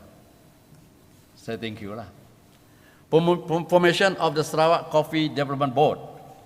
For the information of Honourable Member for Katibas, while we encourage the farmers to plant coffee, at the moment my ministry has no plan to establish Coffee Development Board. However, various programs and assistance for coffee cultivation have been provided by Department of Agriculture. African Swine Fever yang dibangkitkan oleh Yang Berhormat bagi Dudung, Bukit Asik, Baleh, Bukit Mabung dan Bukit Semuja berkaitan dengan African Swine Fever, ASF telah saya perjelaskan sebentar tadi adalah terkawal dan kerajaan juga sedang mempertimbangkan bentuk dan nilai bantuan yang sewajarnya bagi mengurangkan bebanan para penternak. Tebeduk Agriculture Station. Untuk maklumat oleh Yang Berhormat bagi Tebeduk, stesen pertanian Tebeduk telah mula beroperasi pada Disember 2021. Untuk meningkatkan mutu perkhidmatan yang disediakan pada masa ini, Jabatan Pertanian sedang merancang untuk menempatkan kaki tangan secara tetap di stesen tersebut. Pusat Penyelidikan dan Pembenihan Ikan di Baleh. Untuk maklumat ahli yang berhormat bagi Baleh, bagi mewujudkan Pusat Penyelidikan dan Pembenihan Ikan di Baleh, Jabatan Pertanian sedang bercadang menggunakan stesen pertanian Nanga Merirai, Baleh untuk tujuan tersebut. Pemodenan sektor pertanian di Murum.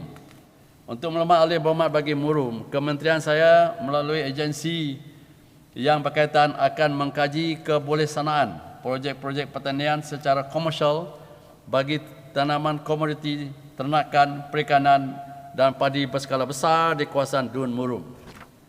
Batang lupa Granary Area and Establishment of Lembaga Pembuanan Padi di Sarawak.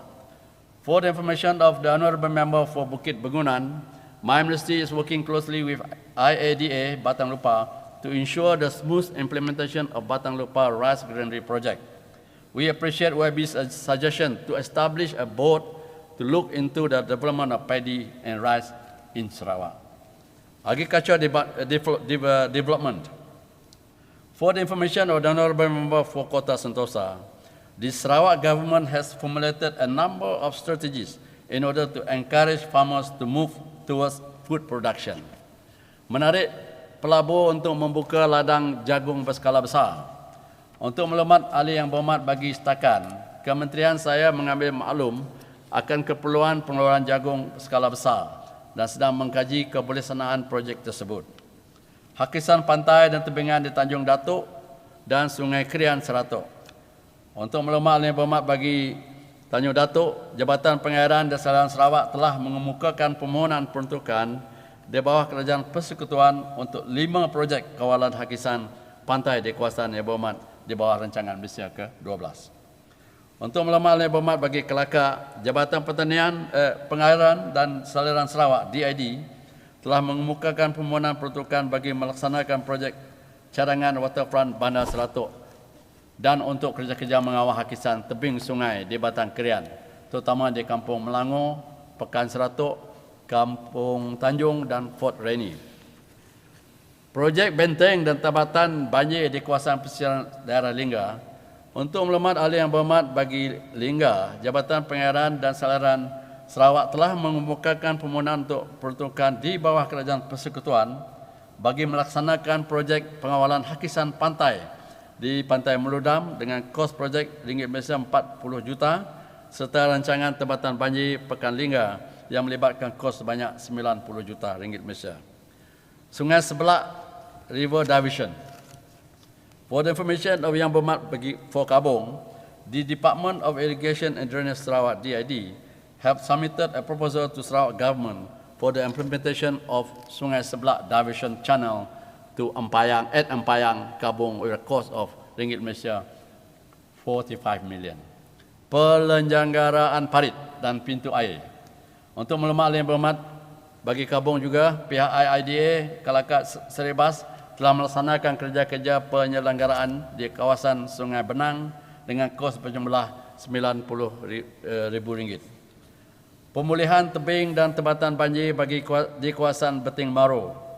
Untuk maklumat ahli Yang Berhormat Beting Maro, Jabatan DID telah mengeluarkan tender bagi projek kawasan hakisan masjid dan tanah perkuburan kampung Semarang pada Jun 2022 hingga kos ringgit Malaysia 65 juta.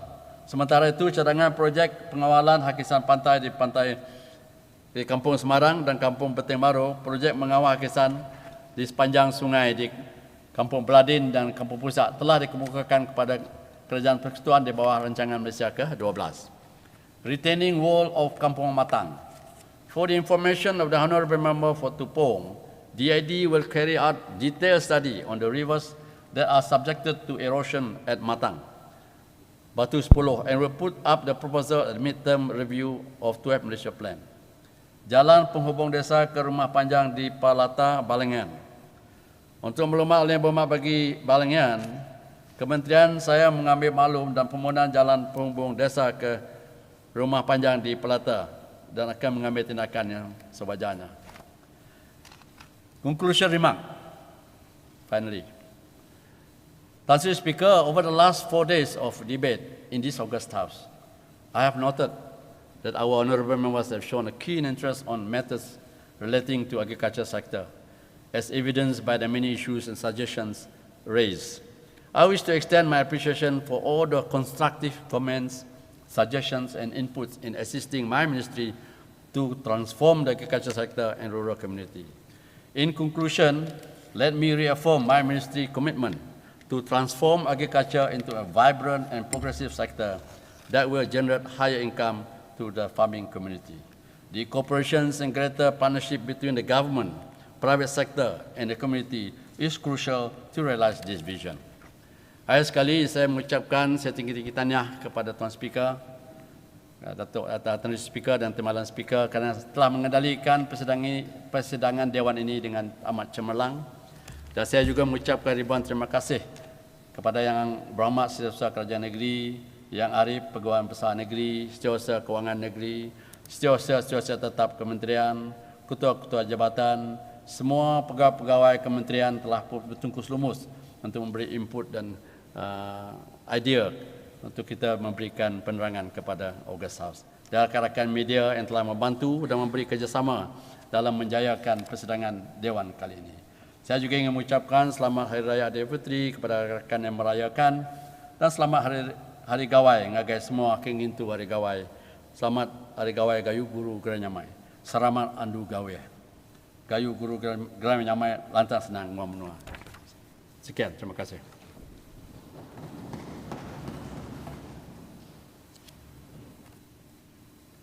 Ladies and Berhormat, with a lunch break, Dewan resumes at 2:30 p.m.